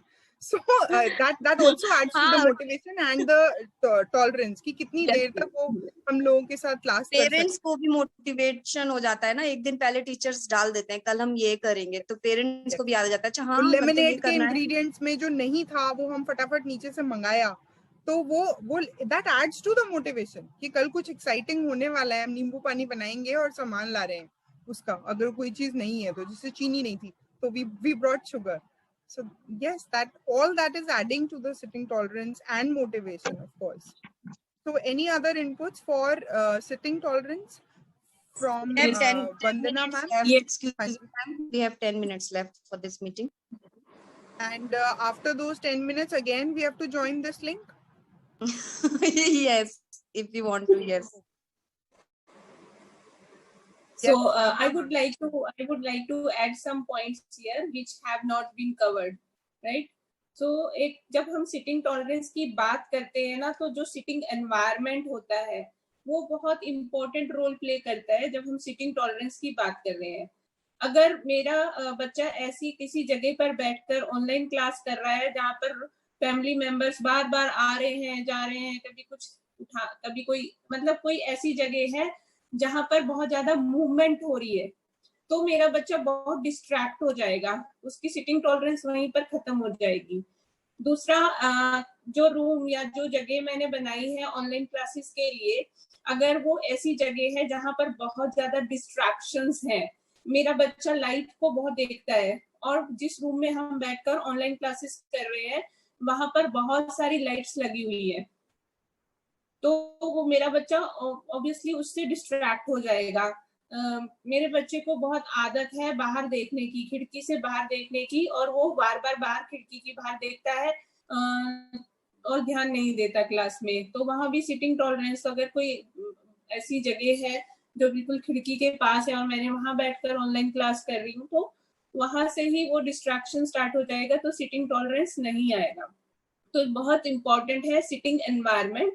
It should be with the less distractions, as बिल्कुल मिनिमल डिस्ट्रैक्शंस होनी चाहिए, होनी ही नहीं चाहिए, जीरो डिस्ट्रैक्शंस। कोशिश कीजिए घर का ऐसा कोना या ऐसा रूम हो कोई जहां पर बाकी लोग की मूवमेंट ना हो। उस टाइम पर आप बता सकते हैं बाकी लोगों को, घर के फैमिली मेंबर्स को, कि इस टाइम क्लास हो रही है तो please don't move around in this room.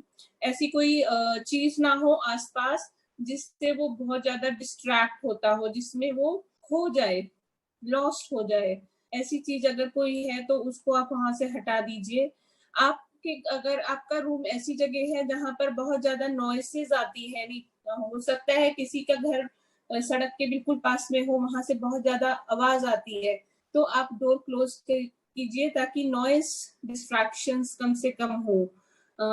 पंखे की आवाज, अगर मेरे बच्चे को बहुत ज्यादा, किसी बच्चे को इतनी ज्यादा पंखे की आवाज कर सकती है डिस्ट्रैक्ट कि वो बस उस आवाज में ही खो जाएगा, तो वो आपको अपने ओटी टीचर के साथ डिस्कस करना होगा कि मेरे बच्चे की क्या सेंसिटिव डिस्ट्रैक्शंस हैं। आपको पता ही होगा एज अ पेरेंट, अगर आपको नहीं पता है तो आप अपने ओटी टीचर के साथ मिलकर डिस्कस कीजिए, एक प्लान देखिए कि उसकी कोई ऑडिटरी डिस्ट्रैक्शंस हैं, कोई विजुअल डिस्ट्रैक्शंस हैं, कोई साउंड डिस्ट्रैक्शंस हैं, कोई फिजेट्स, कोई चीज हाथ में लेकर अगर बैठ गया तो बिल्कुल ही किसी चीज पर ध्यान नहीं दे रहा है। अब जो फिजेट्स की जहां पर बात आती है वहां पर दो तरह से होता है। कुछ बच्चे फिजेट्स में इतना खो जाते हैं कि वो क्लास में ध्यान नहीं देते, लेकिन कुछ बच्चे ऐसे भी होंगे जिनके हाथ में अगर कोई चीज रहेगी, फिजेट कोई हाथ में रहेगा, तो they will be more focused because they are getting their calmness and their relaxation from that fidget. For example, my son, he is always having some block or something in his hand while he is doing online classes. वो fidgeting करता रहता है, तो वो उससे उसको calmness मिलती है, वो calm और relax feel करता है। तो it will vary from child to child. हर एक बच्चे की अपनी एक अलग सेंसरी नीड होगी, अपनी एक अलग डिस्ट्रैक्शन होगी, अपना एक कामिंग और रिलैक्सेशन का तरीका होगा। तो अगर किसी बच्चे को हाथ में अगर हम उसके पुट्टी दे दें, दो दे दें, और वो उसको प्रेस करता जा रहा है और उसको वो कामिंग लग रहा है, रिलैक्सेशन लग रहा है, and he might feel focused due to that will that you can conclude after discussing with your OT. आप अपने OT टीचर के साथ डिस्कस करके आपको समझ में आ जाएगा कि कौन सी चीज है जो डिस्ट्रैक्ट करती है और कौन सी चीज है जो काम करती है। ये आपको ध्यान रखना है। एक और चीज जो सिटिंग एनवायरनमेंट में आती है, आप कहाँ पर बैठ रहे हो। जो आपकी चेयर है, it should be comfortable. Chair आपकी कंफर्टेबल होनी चाहिए। टेबल जिस पर आप, अगर टेबल चेयर का अरेंजमेंट हो जाता है तो well and good, this is the best arrangement. जो कि जैसा क्लासरूम का अरेंजमेंट होता है वो वाला अरेंजमेंट बच्चे को मिल जाता है ऑनलाइन क्लास के लिए। टेबल, क्योंकि कुछ लिखवाते हैं, कुछ काम करवाते हैं, तो टेबल होना भी जरूरी है। पोस्चर, जब हम उस टेबल चेयर पर बैठकर काम कर रहे हैं तो वो कंफर्टेबल होना चाहिए। मेरा पोस्चर बहुत मैटर करता है सिटिंग के लिए। पोस्चर आपका बिल्कुल, आपकी जो चेयर है, अगर आपकी चेयर बहुत ऊंची है, आपका बच्चा बहुत छोटा है, उसके पाँव अगर हवा में झूलते जा रहे हैं तो उसकी ना सिटिंग नहीं आएगी। ये बहुत छोटी छोटी बातें हैं, लेकिन ये बहुत इंपॉर्टेंट रोल प्ले करती है सिटिंग में, अटेंशन में, कंसंट्रेशन में। तो अगर आपको मेक श्योर करना है जिस भी चेयर पर आप बैठे हैं, पैर आपके बच्चे के जमीन पर लगने चाहिए। The feet should touch the ground. Posture should be good. Or a stool, Posture, or any small stool, कुछ भी रख दिया जाए पैरों के नीचे। पैरों के नीचे स्टूल रख सकते हो। अगर बच्चा बहुत उसके पैर डैंगल कर रहे हैं अगर हवा में, तो आप उसके स्टूल रख दीजिए। पोस्चर उसका ठीक होना चाहिए। हम लोग बहुत सारी राइटिंग एक्टिविटीज करते हैं, बहुत सारी फाइन मोटर की एक्टिविटीज करते हैं। वो पोस्चर एक बहुत इंपॉर्टेंट रोल प्ले करता है सिटिंग टॉलरेंस में। आपका जितना पोस्चर अच्छा होगा उतनी सिटिंग टॉलरेंस आएगी, ठीक है। तो ये चीजों को आपको ध्यान रखना है। Sitting environment is very very important, जिसमें ये सब आ जाएगा। कई बच्चे बेड पर बैठकर क्लासेस करते हैं, विच आई स्ट्रांगली डिस्करेज। आप डाइनिंग टेबल पर बैठ जाइए, टेबल नहीं है, डाइनिंग टेबल वाली चेयर यूज कर लीजिए। आप कोई कंप्यूटर टेबल को यूज कर लीजिए। बेड पर बैठने से क्या होगा कि कंसंट्रेशन उतनी नहीं आएगी, सिटिंग नहीं आएगी। तो I strongly discourage that sitting. और वो स्ट्रक्चर की क्लैरिटी भी नहीं आएगी, फिजिकल स्ट्रक्चर क्लैरिटी नहीं आएगी। इसी बेड पे हम सो जाते हैं, इसी बेड पे काम कैसे कर सकते हैं। तो हम एक कोने में पटरा भी लगा सकते हैं, एक कोने में उसका वर्क एरिया अलग से बना सकते हैं। टेबल नहीं है तो एक पटरा बैठने के लिए और एक ऊंचा सा टेबल चीजें रखने के लिए, लैपटॉप रखने के लिए हम जमीन पे भी बिठा सकते हैं। अगर एक अलग से टेबल सिटिंग, हाँ, ग्राउंड सिटिंग कीजिए, अलग work area specifically for work. लेकिन work area be different and it should be like marked. ये पता होना चाहिए कि ये मेरा एरिया है, इसी में मैं ऑनलाइन क्लासेस कर, वो एक फीलिंग अंदर से आनी चाहिए ना कि मैं क्लासेस कर रहा हूँ। क्लासेस की सिटिंग अरेंजमेंट ऐसी होती है, क्लासेस में हम ऐसे बैठते हैं, वो कंसंट्रेशन, अटेंशन, जो नेक्स्ट टॉपिक भी है अटेंशन, सिटिंग, ये सब उसी से आ पाएगा जब हमारा वो एनवायरनमेंट भी हमें कोऑपरेट करेगा। दूसरी चीज है, like to add in this कि ये जो आपने बहुत अच्छा बोला, ये कई पेरेंट्स करते भी हैं, वो यूनिफॉर्म पहना देते हैं, हमारी जो यूनिफॉर्म टी शर्ट पहना देते हैं टू क्रिएट दैट एनवायरनमेंट। हाँ, मैंने भी सोचा था many students are wearing uniform, which is made you the best. All right. So, Vandana ma'am, you can carry on. We were talking about sitting tolerance बढ़ाना, and then we'll. एक और चीज क्या है? अभी जब हम डिस्कनेक्ट हुए, just one sec. After the sitting tolerance में ही अगर attention और sitting tolerance improve करने के लिए inputs और देने हैं किसी को, तो we can take, and then we'll go on to independence. We'll straight go on to independence. So yes ma'am, carry on. अभी जब हम डिस्कनेक्ट हुए तो मुझे एक और चीज ध्यान आई कि अगर आप कोशिश कीजिए कि नेटवर्क स्टेबिलिटी रखे ऑनलाइन क्लासेस के लिए। तो एक अगर वाईफाई का कनेक्शन रहेगा घर पर, और अगर हो सके तो वो मॉडेम से यूपीएस से अगर कनेक्ट हो जाए, तो जब लाइट भी जाती है ना तो हम डिस्कनेक्ट नहीं होंगे और वो सीटिंग टॉलरेंस बनी रहेगी। This is some technical point which is very helpful, which I have noticed that मैंने अपना जो मॉडेम है उसे यूपीएस से कनेक्ट कर दिया है। तो अगर कभी क्लास में लाइट हमारी जाती भी है तो क्लास डिस्कनेक्ट नहीं होती, तो सक्षम बैठा रहता है। तो that is also helping a lot. ये भी एक छोटी सी टेक्निकल चीज है जिसका हम ध्यान रखते हैं। छोटी छोटी चीजें हैं जो कि सिटिंग टॉलरेंस में इनडायरेक्टली रोल प्ले करती है, and they can make a big difference. दूसरी चीज है सिटिंग टॉलरेंस के लिए sensory, before starting the class, जो सोनाली मैम ने भी बताया, अगर बच्चे की सेंसरी नीड्स पूरी हो जाए। Not all the parents are from Sunrise, so they might not be knowing कि हम लोग we start the day with a prayer and we do sensory integration of 20 minutes every day before starting all the classes. तो अगर आपका बच्चा किसी class के लिए रेडी करना है आपको, तो सबसे पहले उसकी सेंसरी नीड्स पूरी होना जरूरी है. अगर वो बहुत हाइपर एक्टिव है तो आपको अपने ओटी से डिस्कस करना होगा कि कौन सी सेंसरी नीड्स, आपके बच्चे का जो सेंसरी डाइट बनेगा रोज का, डेली जो सेंसरी डाइट होती है, उसमें कौन सी activities you have to do before the class so that my child is calm, focused and relaxed during the class. It will help a lot. It will make a big difference. अगर वो बच्चा sensory पूरा calm down हो चुका है, उसकी सारी senses जो है वो कंट्रोल में है. खाना और सोना, ये हमने सबसे पहले डिस्कस किया था. First thing, that also makes a big difference for sitting.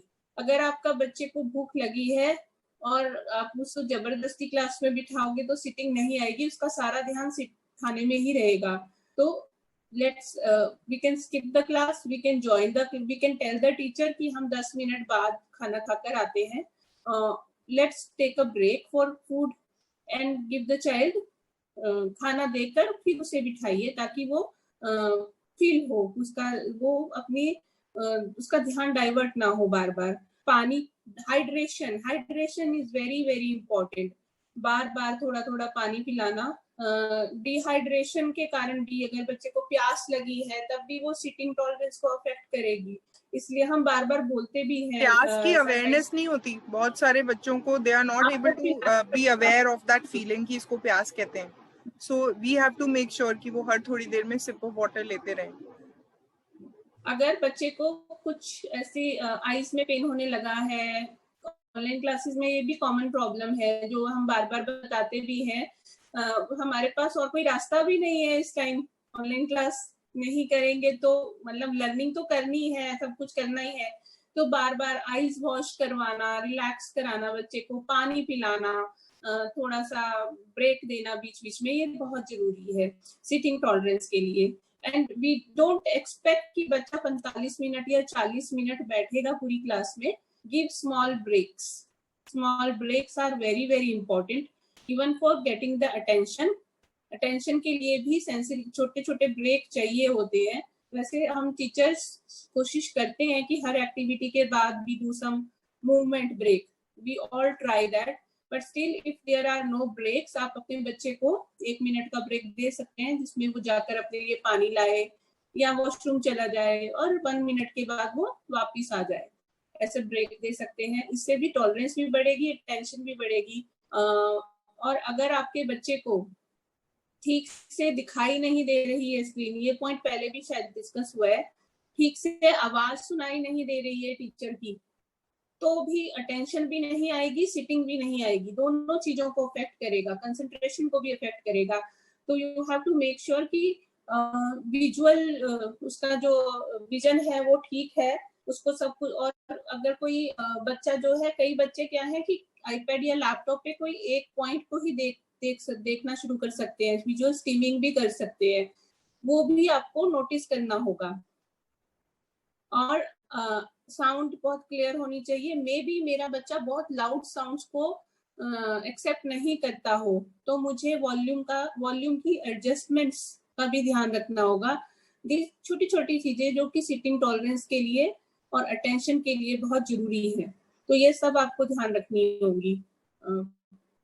I think इतना ही काफी है. Right, thank you Vandana ma'am, thank you so much. So हमने ये सारे फैक्टर्स की बात की कि हम अपने बच्चे की सिटिंग टॉलरेंस और अटेंशन, कि वो अटेंशन के साथ टीचर की तरफ देखे, क्लास में क्या हो रहा है उसमें पार्टिसिपेट करने की कोशिश करे. वो अटेंशन देगा, फोकस करेगा कि क्या करा रही है मैम, लिसन करेगा, इंस्ट्रक्शन को, छोटी छोटी इंस्ट्रक्शन को फॉलो करेगा, चैट बॉक्स में लिखने के लिए कहा है तो ट्राई करेगा.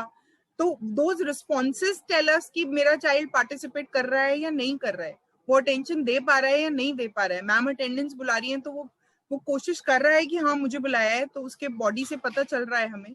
अगर नहीं कर रहा है तो हम क्या क्या कर सकते हैं जिससे कि हम इस अटेंशन और इस फोकसिंग एबिलिटी को इम्प्रूव कर सकें. So are there any points that we want to talk about for improving the attention and participation in the class? Otherwise we'll straight away now move to independence, कि हम ये मान के चल रहे हैं कि ये सारी चीजों पे अब हमें समझ में आ गया है कैसे हम improve कर सकते हैं. अब ये अगर वो करने लगे तो अब independence कैसे लानी है, so that थोड़ी थोड़ी देर के लिए the parents can withdraw themselves from the class. Any other points? मैं ऐड करना चाहूंगी attention में, because I believe sitting tolerance and attention both goes hand in hand.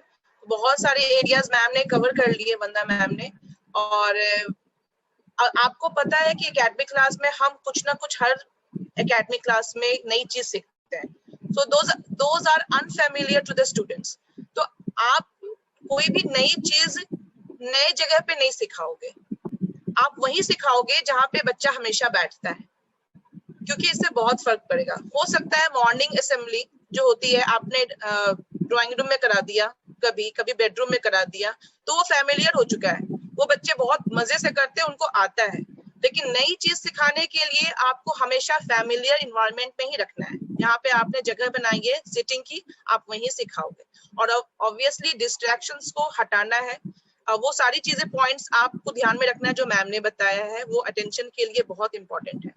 और ये भी बहुत ऐसा भी डिस्ट्रैक्शन होता है कि हम इन्वायरमेंट पे ध्यान देते हैं, लेकिन अपने हम जो पहनते हैं उस पे हम नहीं ध्यान देते हैं. आपके कपड़े, आपने शायद चूड़ी पहनी है, उसकी आवाज हो सकता है वो इरिटेट कर रहा है बच्चों को, वो अटेंशन देने से वो डिप्राइव कर रहा है.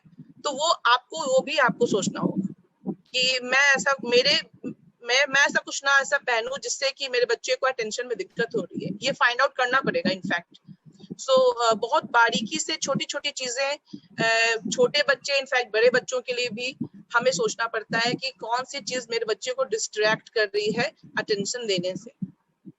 Ma'am I would like to add one thing. जो बच्चे हमसे मिले हुए हैं, सनराइज लर्निंग आते थे, जब हमने ऑनलाइन शिफ्ट किया तो वो हमें पहचानते थे, और थोड़ा उन्हें भी डिफिकल्टी हुई बहुत स्विच करने में. बट जो हमसे कभी नहीं मिले हैं और फर्स्ट टाइम ऑनलाइन ही मिल रहे हैं, उनके लिए, उन पेरेंट्स के लिए मैं कहना चाहती हूँ कि आप लोग, हमारा यूट्यूब चैनल है, आप प्लीज उसमें वीडियोस दिखाइए. बहुत सारे लर्निंग वीडियोस हैं. जब वो थोड़ा फेमिलियर हो जाएंगे फेसेस से टीचर्स के, कि अच्छा यही वो मैम है जो क्लास ले रही हैं, या हमारी वेबसाइट है, या हमारा फेसबुक पेज है, तो उसको पहले एक बार एक होमवर्क कर लीजिए, उसको बता दीजिए कि ये स्कूल है तुम्हारा, ये टीचर्स हैं, ये ऐसे ऑनलाइन क्लासेस होंगी, देखो ऑनलाइन क्लास का वीडियो है, ऐसे होगा. तो उनको इजी होता है ऑनलाइन क्लासेस स्टार्ट करना. Thank you. हाँ, फेमिलियरिटी से कंफर्ट जोन तो बढ़ता है, नो डाउट. कंफर्ट जोन बढ़ाने की ही हम बात कर रहे हैं कि हमारे बच्चों का कंफर्ट जोन बढ़े, क्योंकि न्यू नॉर्मल अब क्या क्या सिखाएगा हमें, वी डोंट नो. मतलब yes, खुद इतने शॉक्ड हैं कि हमारी जमीन हिल गई कि हमें क्या क्या सीखने को मिला इस 1.5 साल में, जो कभी किसी ने ड्रीम भी नहीं किया था. सो अब अगर हमें अपने बच्चों को तैयार करना है for any other new normal that nature और destiny has to show us, then we have to be ready. And जितना कंफर्ट जोन आएगा फेमिलियरिटी से आएगा. So yes, familiarity is a very important factor. Okay, so if we are done with motivation, sitting tolerance and attention, we can now straight head to independence. अब हमें independence कैसे improve करनी है? So for helping with independence, we can go to Vandana ma'am. और मेरे बच्चे के case में I just want to add here that independence उसके लिए उसका you know, the pillar of strength है. अगर वो इंडिपेंडेंट फील करता है तो उसका मोटिवेशन कई गुना बढ़ जाता है. जिस काम में वो इंडिपेंडेंट है उस काम के लिए वो ऑटोमेटिकली बहुत मोटिवेटेड होता है.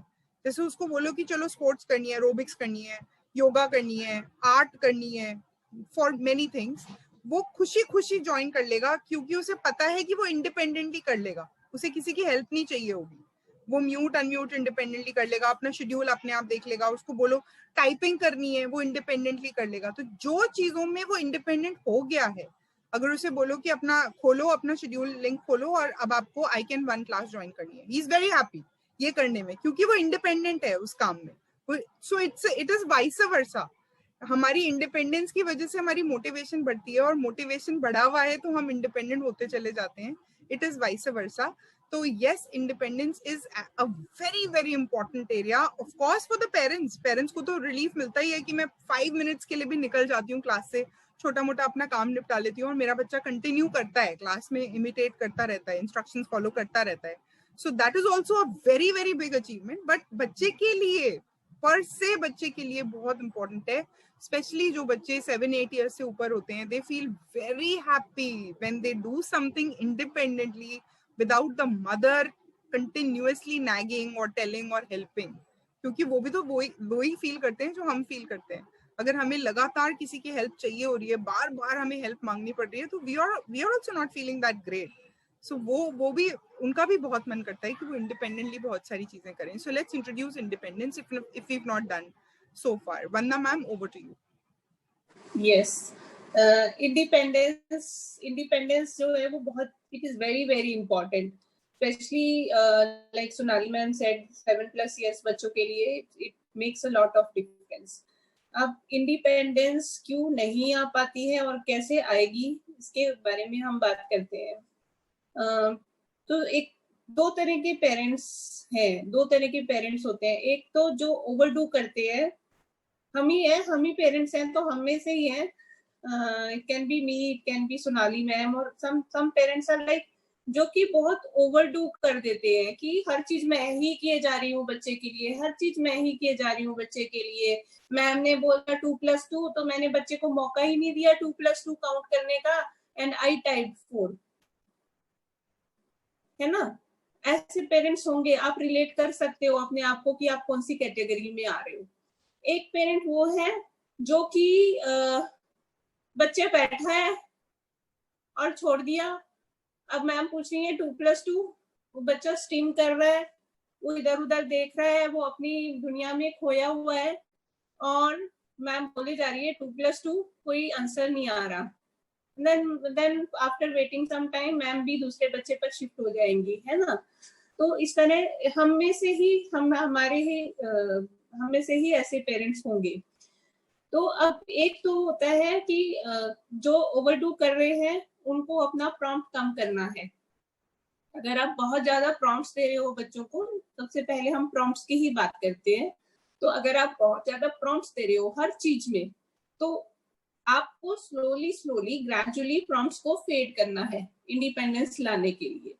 तो शुरू में तो प्रॉम्प्ट्स की जरूरत पड़ेगी, ऑब्वियसली. नई चीज है, न्यू थिंग है ये. बिल्कुल हमने तो कभी इमेजिन ही नहीं किया था कि कभी हम ऑनलाइन क्लासेस करेंगे, पर बच्चे कर रहे हैं, तो शुरू में तो बहुत जरूरत होगी प्रॉम्प्ट्स की. बच्चे को नहीं पता कि मैम ने पूछा तो मैं कैसे रिप्लाई करूं, क्योंकि वो बच्चे को तो मैम के सामने बैठकर रिप्लाई करना आता है ना, ऐसे स्क्रीन पर रिप्लाई करना तो नहीं आता. तो वहां पर तो प्रॉम्प्ट्स की जरूरत है. और जैसे हम most of the parents must be knowing कि कैसे हम प्रॉम्प्ट्स देते हैं, and gradually we have to fade the prompts, right? सभी को पता होगा, ऑलमोस्ट सभी को पता होगा कि fading prompt is very very important in everything. जब हम ADL कराते हैं, जब हम राइटिंग करा रहे हैं, जब हम रीडिंग करा रहे हैं, सब चीजों में हम पहले प्रॉम्प्ट देते हैं और धीरे धीरे फेड करते हैं प्रॉम्प्ट्स को. Same rule applies for online classes. First you have to prompt. जहां पर बच्चे को हेल्प की जरूरत है वहां पर आपको प्रॉम्प्ट करना है. धीरे धीरे, एकदम से नहीं कि आज तो मैंने प्रॉम्प्ट कर दिया और कल मैं बिल्कुल हट गई पीछे कि तुम अपने आप से करो, वो भी सही नहीं है. धीरे धीरे आपको प्रॉम्प्ट से हटना है. तो अगर मैंने अपने बच्चे को मैम की ओर देखना सिखा दिया, वो मैम की ओर देख रहा है, और वो प्रॉम्प्ट करके मैंने उसको टाइपिंग में आंसर करना भी सिखा दिया, अब धीरे धीरे मुझे वो प्रॉम्प्ट को फेड करना है. तो मैंने चैट बॉक्स खोल दिया और बच्चे को बोला तुम टाइप करो, राइट? तो मैंने थोड़ा एक स्टेप बैक कर लिया ना. पहले तो मैं ही सब कुछ करके करा रही थी बच्चे से, अब मैं बच्चे की हेल्प करती थी टाइप करने में आंसर. अब मैंने चैट बॉक्स खोल के दे दिया और उसको बोला तुम अपना आंसर टाइप कर दो, एंड सेंड मैंने कर दिया. प्रॉम्प्ट अभी भी है लेकिन वो थोड़ा सा फेड हो गया. नेक्स्ट टाइम मैंने चैट बॉक्स खोल दिया, बच्चे ने टाइप किया, मैंने सेंड कर दिया. अगली बार मैंने बच्चे को बोला तुमने टाइप किया, ये सेंड का बटन है, यहाँ से सेंड कर दो। नेक्स्ट थोड़े दिनों में सेंड भी उसने खुद से करना शुरू कर दिया। ऐसे करते करते धीरे धीरे मैंने उसको चैट बॉक्स खोलना सिखा दिया और मैं थोड़ा पीछे बैक स्टेप लेना शुरू कर दिए। तो मेरा बच्चा चैट बॉक्स में आंसर करने में हो गया ना इंडिपेंडेंट। प्रॉम्प्ट धीरे धीरे फेड हो गए। सिमिलरली आपको हैंड रेज करना सिखाना है, अटेंडेंस लगाना सिखाना है, तो धीरे धीरे आपको अपने आप को फेड करना है। ये तो हो गया जो बहुत ज्यादा ओवरडू करते हैं प्रॉम्प्ट्स को, ठीक है। एक जो दूसरी कैटेगरी की हमने बात की कि बच्चा बैठा है, मम्मा ने बोला कि अच्छा तुम्हारी क्लास है तुम करो, मैं तो अपना झाड़ू पोछा करने जा रही हूँ, राइट। अब वो बच्चा बैठा है, मैम पूछ रही है, बच्चा आंसर नहीं कर रहा। जहां पर मेरे बच्चे को जरूरत है अभी हेल्प की, वहां उस एरिया में मुझे हेल्प करना होगा, तभी तो वो सीखेगा। जब तक कोई उसे हाथ पकड़ के सिखाएगा नहीं तो वो सीखेगा कैसे। तो वो आपको एरियाज फाइंड आउट करने हैं। अगर आप सोच रहे हो मेरा बच्चा इंडिपेंडेंट कर रहा है और मैम बोल रही है कि ये मेरे आंसर नहीं कर रहा है, तो आपको सोचना होगा कि शायद उसको हेल्प की जरूरत है। Then you have to be there with the child in that case। जहां उसे हेल्प की जरूरत है वहां हेल्प करना है। जब उसको हेल्प मिलेगी तो उसको वो स्किल आ जाएगी। अब आपको प्रॉम्प्ट को फेड करना है धीरे धीरे। तो प्रॉम्प्टिंग बहुत ही ज्यादा इम्पोर्टेंट है इंडिपेंडेंस के लिए। और fading prompt goes on the same rules apply होते हैं ऑनलाइन क्लासेस में भी प्रॉम्प्ट फेड करने के, जो कि हमारे बाकी स्किल्स के लिए है ना। तो prompting is one of the thing which is very important for independence. Second thing which is important for independence is giving the control. अभी तो आप बोलोगे कि अभी तो मैम ने बोला प्रॉम्प्ट करो, अब बोल रही है गिविंग द कंट्रोल, तो ये कॉन्ट्रडिक्टरी हो गया, है ना। नहीं, गिविंग द कंट्रोल, जब आप फुल फेड प्रॉम्प्ट करने लगे हो तो आप धीरे धीरे उनको कंट्रोल दोगे। फिर आप अपने अंदर ये डर मत रखो कि ये नहीं करेगा, ये कैसे करेगा। जब आप उनको कंट्रोल दोगे तो कॉन्फिडेंस आएगा। तो आपने सिखा दिया म्यूट करना, अनम्यूट करना, वो आपने प्रॉम्प्ट के थ्रू सिखा दिया। अब आप कंट्रोल देना शुरू करो धीरे धीरे। तो जो आप फेडिंग प्रॉम्प्ट कर रहे हो, that is you are giving the control to your child, right. तीसरा जो है पॉइंट वो है कि आप बिलीव करो अपने बच्चे में, believe in your child and believe in the people, believe in your people. I have been telling this for last 1 month से ज्यादा हो गया, मैंने एक जगह सुन लिया and I have been telling it every day. Have faith in your people. I am reminding it to myself also every day. Have faith in your people. अपने बच्चे पर फेथ रखो, वो कर लेगा। आप अपने टीचर्स पर फेथ रखो, वो करवा लेंगे। आप अपने ऊपर फेथ रखो कि हम हैं और हम इनके साथ मिलके कर लेंगे। ये बहुत इम्पोर्टेंट चीज है इंडिपेंडेंस लाने के लिए। जब ना हमें फील होता है, अब मेरे को I will tell an example, मुझे आवाज की ट्रेनिंग करनी थी शुरू में, जब बिल्कुल स्टार्टिंग में, तो मुझे डर लग रहा था मैं नहीं कर पाऊंगी। मुझे डॉक्टर सोनाली ने बोला yes you can do it. मेरी मम्मी ने बोला क्यों नहीं कर सकती, स्कूल में भी तो जाते थे कॉम्पिटिशन्स में, तब भी तो बोलते थे ना इतने लोगों के सामने, क्यों नहीं बोल सकते। फिर मेरे हस्बैंड ने सपोर्ट किया, सबने फेथ रखा, तो वो अंदर से कॉन्फिडेंस आ गया, राइट। और यही फेथ अगर हम अपने बच्चों को देंगे, हाँ क्यों नहीं कर सकते भाई, तुम कर सकते हो, ट्राई तो करो, मैं बता रही हूँ ना, तुम ऐसे करो, हो जाएगा। तो वो इंडिपेंडेंस उनमें आ जाएगी, राइट। ये कुछ जो है ये इनडायरेक्ट चीजें हैं। इन yes ma'am, I want to give an example छोटा सा। जैसे कैलेंडर टाइम होता था ना रोज, मार्च अप्रैल में शुरू हो गया था, तो पूरब को वोकलाइजेशन में डिफिकल्टी होती है, या जल्दी से चैट बॉक्स में लिखने में डिफिकल्टी होती है कि आज कैसा डे है, रेनी, क्लाउडी, उसे स्पेलिंग ही नहीं आते थे। तो मैंने उसी टाइम ना कार्ड्स बना दिए, 4 कार्ड्स बना दिए, रेनी, सनी, क्लाउडी। तो बस वो कार्ड्स की टाइपिंग प्रैक्टिस कराते रहे, वो रोज प्रैक्टिस करते रहा, तो उसे वो स्पेलिंग्स याद हो गए। आज कैसा डे है, अगर हमने बोला कि आज सनी है, अब उसे घबराहट नहीं होती कि मैं कैसे लिखूंगा, क्योंकि उसे स्पेलिंग याद हो गई है वो कार्ड से प्रैक्टिस कर करके। तो अगर हमने बोला सनी है, तो शुरू में तो मैं लिख भी देती थी, to I was cheating, but then I was adding independence in his life, कि मैंने सामने सनी लिख दिया, तब जब तक कार्ड्स नहीं बने थे मैंने सनी लिख दिया और वो उसे कॉपी करके लिख लेता था। तो अब फिर उसके जब कार्ड्स हो गए, फिर उसे याद हो गई, वो स्पेलिंग याद हो गई। So that also adds to independence when the child is obviously motivated to remember things, और उसे आ गया है तो वो इंडिपेंडेंस में आ गया, फिर वो अपने आप लिख देता है, even though he is sometimes not able to comprehend अगर अलग तरीके से क्वेश्चन पूछा जाए एटलीस्ट, लेकिन वो इंडिपेंडेंस है कि वो कैलेंडर टाइम इंडिपेंडेंटली कर लेता है। I would like to one more thing. Yes, Ritu ma'am.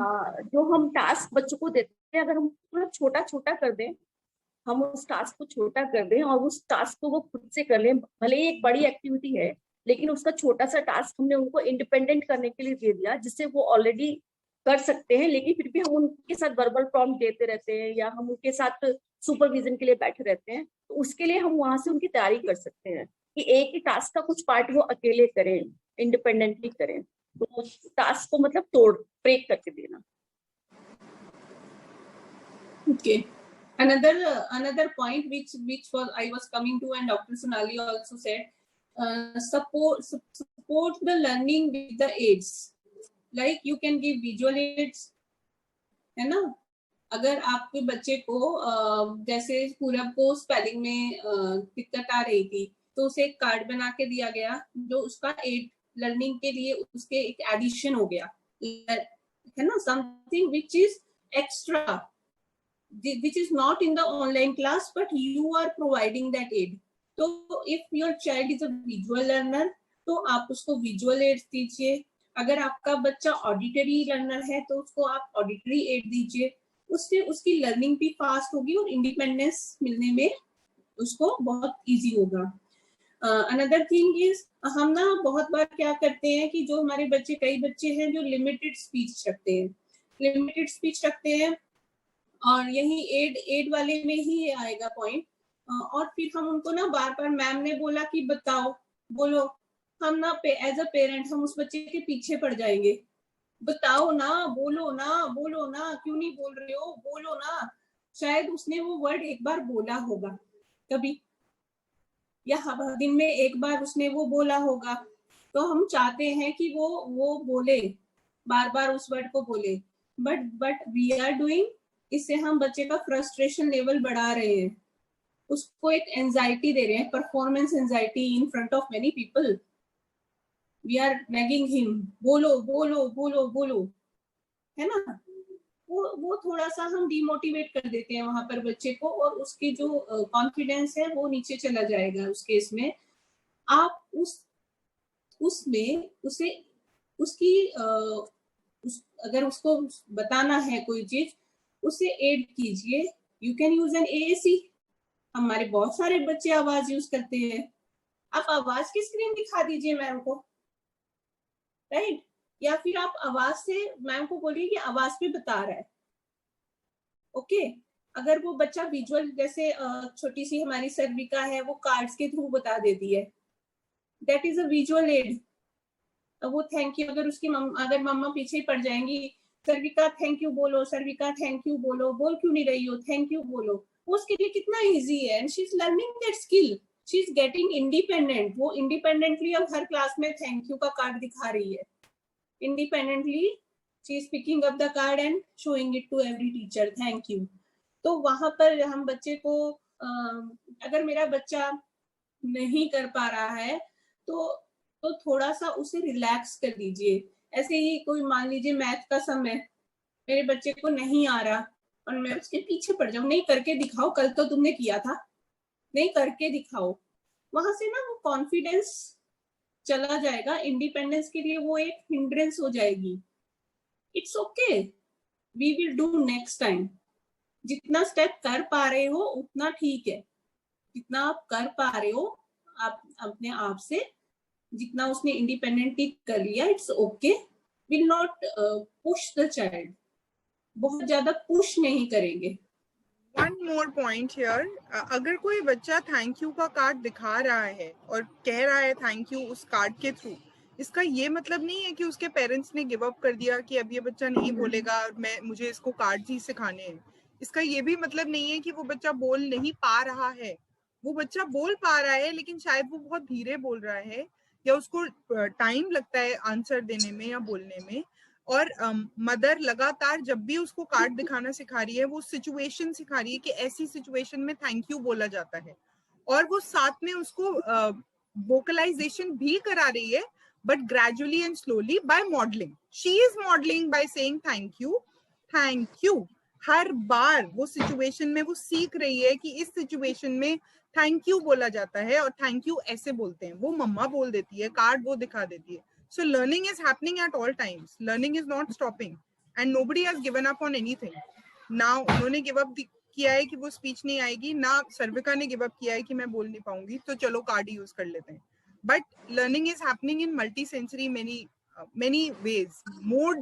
Modes हम बदल के दे रहे हैं so that कहीं पे भी हमसे कुछ छूट ना जाए, which is lovely, I think. Yes, like अभी मुझे याद था, मैं भूल ही गई क्या बोलने वाली। तो जैसे कि कभी कभी मैं अपना एग्जांपल बताती हूँ कि सक्षम को सेंटेंसेस में बोलने के लिए करते हैं कि सेंटेंसेस में बोल के बताओ। कभी कभी वो फ्रस्ट्रेट हो जाता है कि नहीं मुझे नहीं बोलना, तो व्हाट आई आस्किंग कि अच्छा ठीक है तुम्हें नहीं बोलना, you type it in the whole sentence. You don't want to speak, then type it. Typing is an aid which he is getting, right.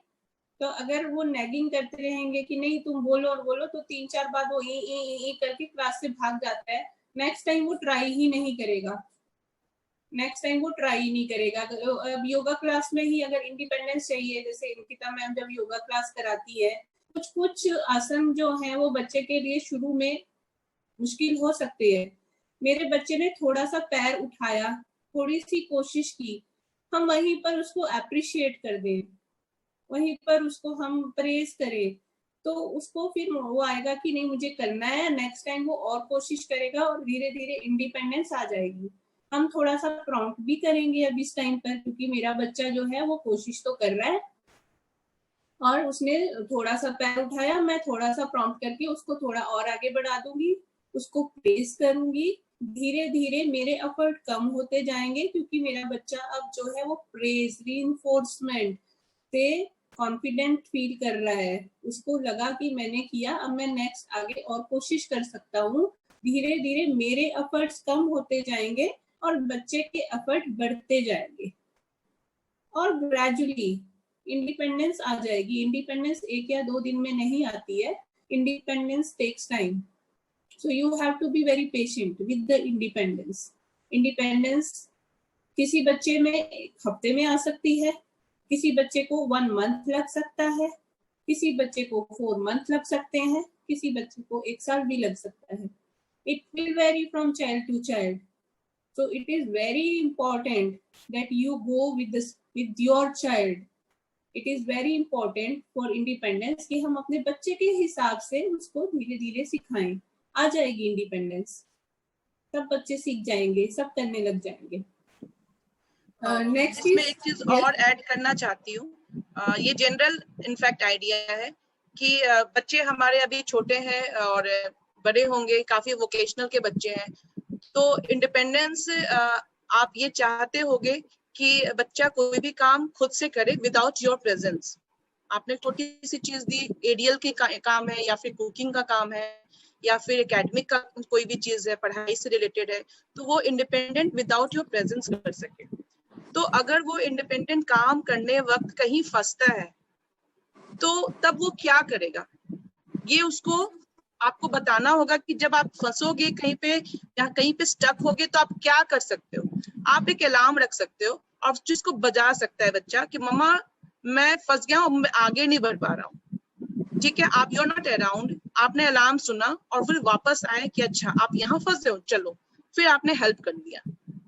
ठीक है, तो ये भी चीज आप या घंटी कुछ भी, हाँ राइट, तो कार्ड रख सकते हो, अलार्म रख सकते हो कि बच्चे टुवर्ड्स इंडिपेंडेंस, बच्चों को टुवर्ड्स इंडिपेंडेंस बनाने के लिए। एक और चीज जो जब हम 7 minutes are left, 7 minutes are left, prompts की बात कर ही रहे हैं, तो जब हम बच्चे को फर्स्ट टाइम टास्क दे रहे हैं, कोई मैम ने इंस्ट्रक्शन बोली, तो इमीडिएटली जंप मत कीजिए, है ना। अगर आप एक टाइम फिक्स रखिए, 15 सेकेंड्स प्रोसेसिंग टाइम, आप मन में 15 की काउंट कीजिए। अगर आपको लगता है 10 सेकेंड्स प्रोसेसिंग टाइम, तो 10 second, depending on your child, आप मन में उतना काउंट कीजिए। Wait for the child to response. If in that processing time my child is not responding, then only I will prompt. This is very important.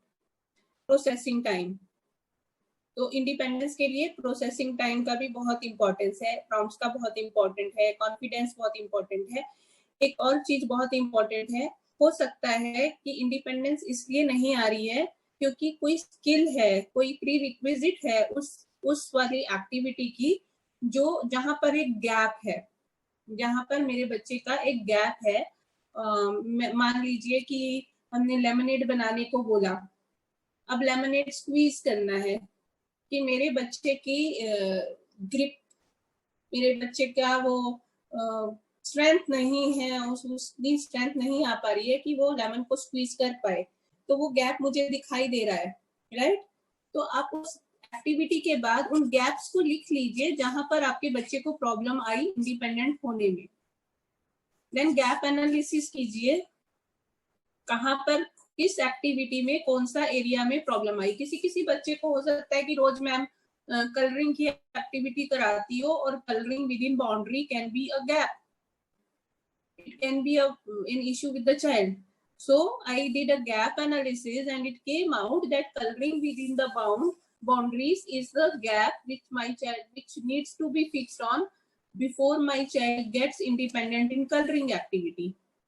So what I have to do to cover that gap, I have to plan some offline time with my child after the online class, some offline time with my child to work on those gaps. वो जो use prompt in the class and use prompt in the class so that demotivated भी नहीं होगा। Prompt कर दिया, बच्चे ने सारे बच्चों के साथ उस एक्टिविटी को फिनिश भी कर दिया, बट क्योंकि फिजिकली आप प्रेजेंट हो, टीचर फिजिकली प्रेजेंट नहीं है, तो आप फिजिकली प्रेजेंट हो तो आपको पता है कि कितना गैप है, कहाँ पर आपने किया और कहाँ पर उसको प्रॉब्लम आई। उस गैप पर काम करना वो अब आपकी रिस्पॉन्सिबिलिटी है। You can consult with the teacher, you can get ideas कि कहाँ मैम ये वाला गैप किस तरह से पूरा किया जाए, and you make a plan on that and you work offline on those areas. That is very important for making the child independent.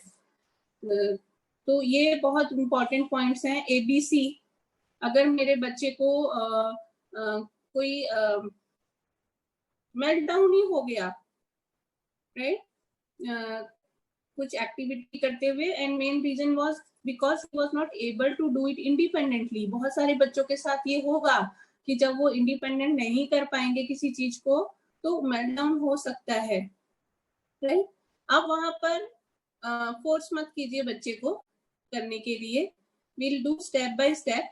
Next time एक और स्टेप हम आगे बढ़ देंगे, प्रॉम्प्ट कर देंगे, हेल्प करेंगे, और वही चीज, वही जो मैंने गैप एनालिसिस बोला उस पर काम करेंगे। एंड टेंट्रम्स के टाइम पर आपको स्कोल्ड नहीं करना है बच्चे को, उससे उसका मोटिवेशन बिल्कुल नीचे चला जाएगा। We will not scold the child, तुमने ऐसे चिल्लाया। I have to interrupt now. We have 3 minutes left for the meeting to end, and it was a very productive meeting. लेकिन I still think कि time कम पड़ गया. There was a lot to talk about still, but वो हमेशा ऐसा होता है. And we can do another meeting very soon next weekend also. We can plan it and surely share it. In the mean time ऐसे बहुत सारे questions हो सकते हैं जो इस मीटिंग के थ्रू आंसर नहीं हो पाए होंगे. I request you please if possible उनको awareness@sunriselearning.in awareness@sunriselearning.in पे प्लीज ईमेल कर दीजिए, so that जब हम नेक्स्ट मीटिंग में मिले या फिर in the middle time in this week also we can try to address those, because we really don't know कितना relevant वो question हो सकता है, उसकी वजह से उसकी learning delay हो रही हो उस बच्चे की. So let's not delay it. awareness@sunriselearning.in पे please अपने questions share कर दीजिए, and we want to get back as soon as possible. We'll also try and get back with the recording of this session. We'll compile all the recordings and share it on every possible platform. Also, I want all of you to please quickly switch on your camera so that I can take a nice smiling picture. आज हमने कुछ milestones achieve किए होंगे मिलजुल के, इतनी brainstorming की. I'm sure this is going to work wonders for us. हमारे बच्चे तो automatically हमारे साथ कर जाएंगे. So can I have a nice picture? And a very, very big thank you to all the panelists. Thank you इतनी valuable inputs ready करने के लिए इतने short notice पे. Thank you Namita ma'am, thank you Ritu ma'am, thank you Madhu ma'am, thank you Vanda ma'am. Thank you to everyone जिसने participate किया और कोशिश की कि हम इन online learning experiences को better and better बना पाएं. Shri Lalita ma'am, and I can see some participants. Can you switch on your video? Otherwise the meeting is going to end, and we can say thank you and bye-bye to each other. Please post your questions to awareness@sunriselearning.in. Thank you, ma'am. Thank you. Thank you, ma'am. Thank you. Thank you. Let's plan another meeting very soon. And आज Google Meet ने ditch कर दिया. So thanks कि हम Zoom पे shift किए और three slots में ये meeting complete हुई. Thank you once again. God bless everyone. Awareness@sunriselearning.in. Yes, thank you Ruchi ma'am, thank you. So please post your questions and let's meet again very soon for online classes, improvisations, and making them better and better. And let's hope physical classes resume very soon. Let's pray कि वापस से सब healthy times वापस आ जाएं. चलिए, thank you.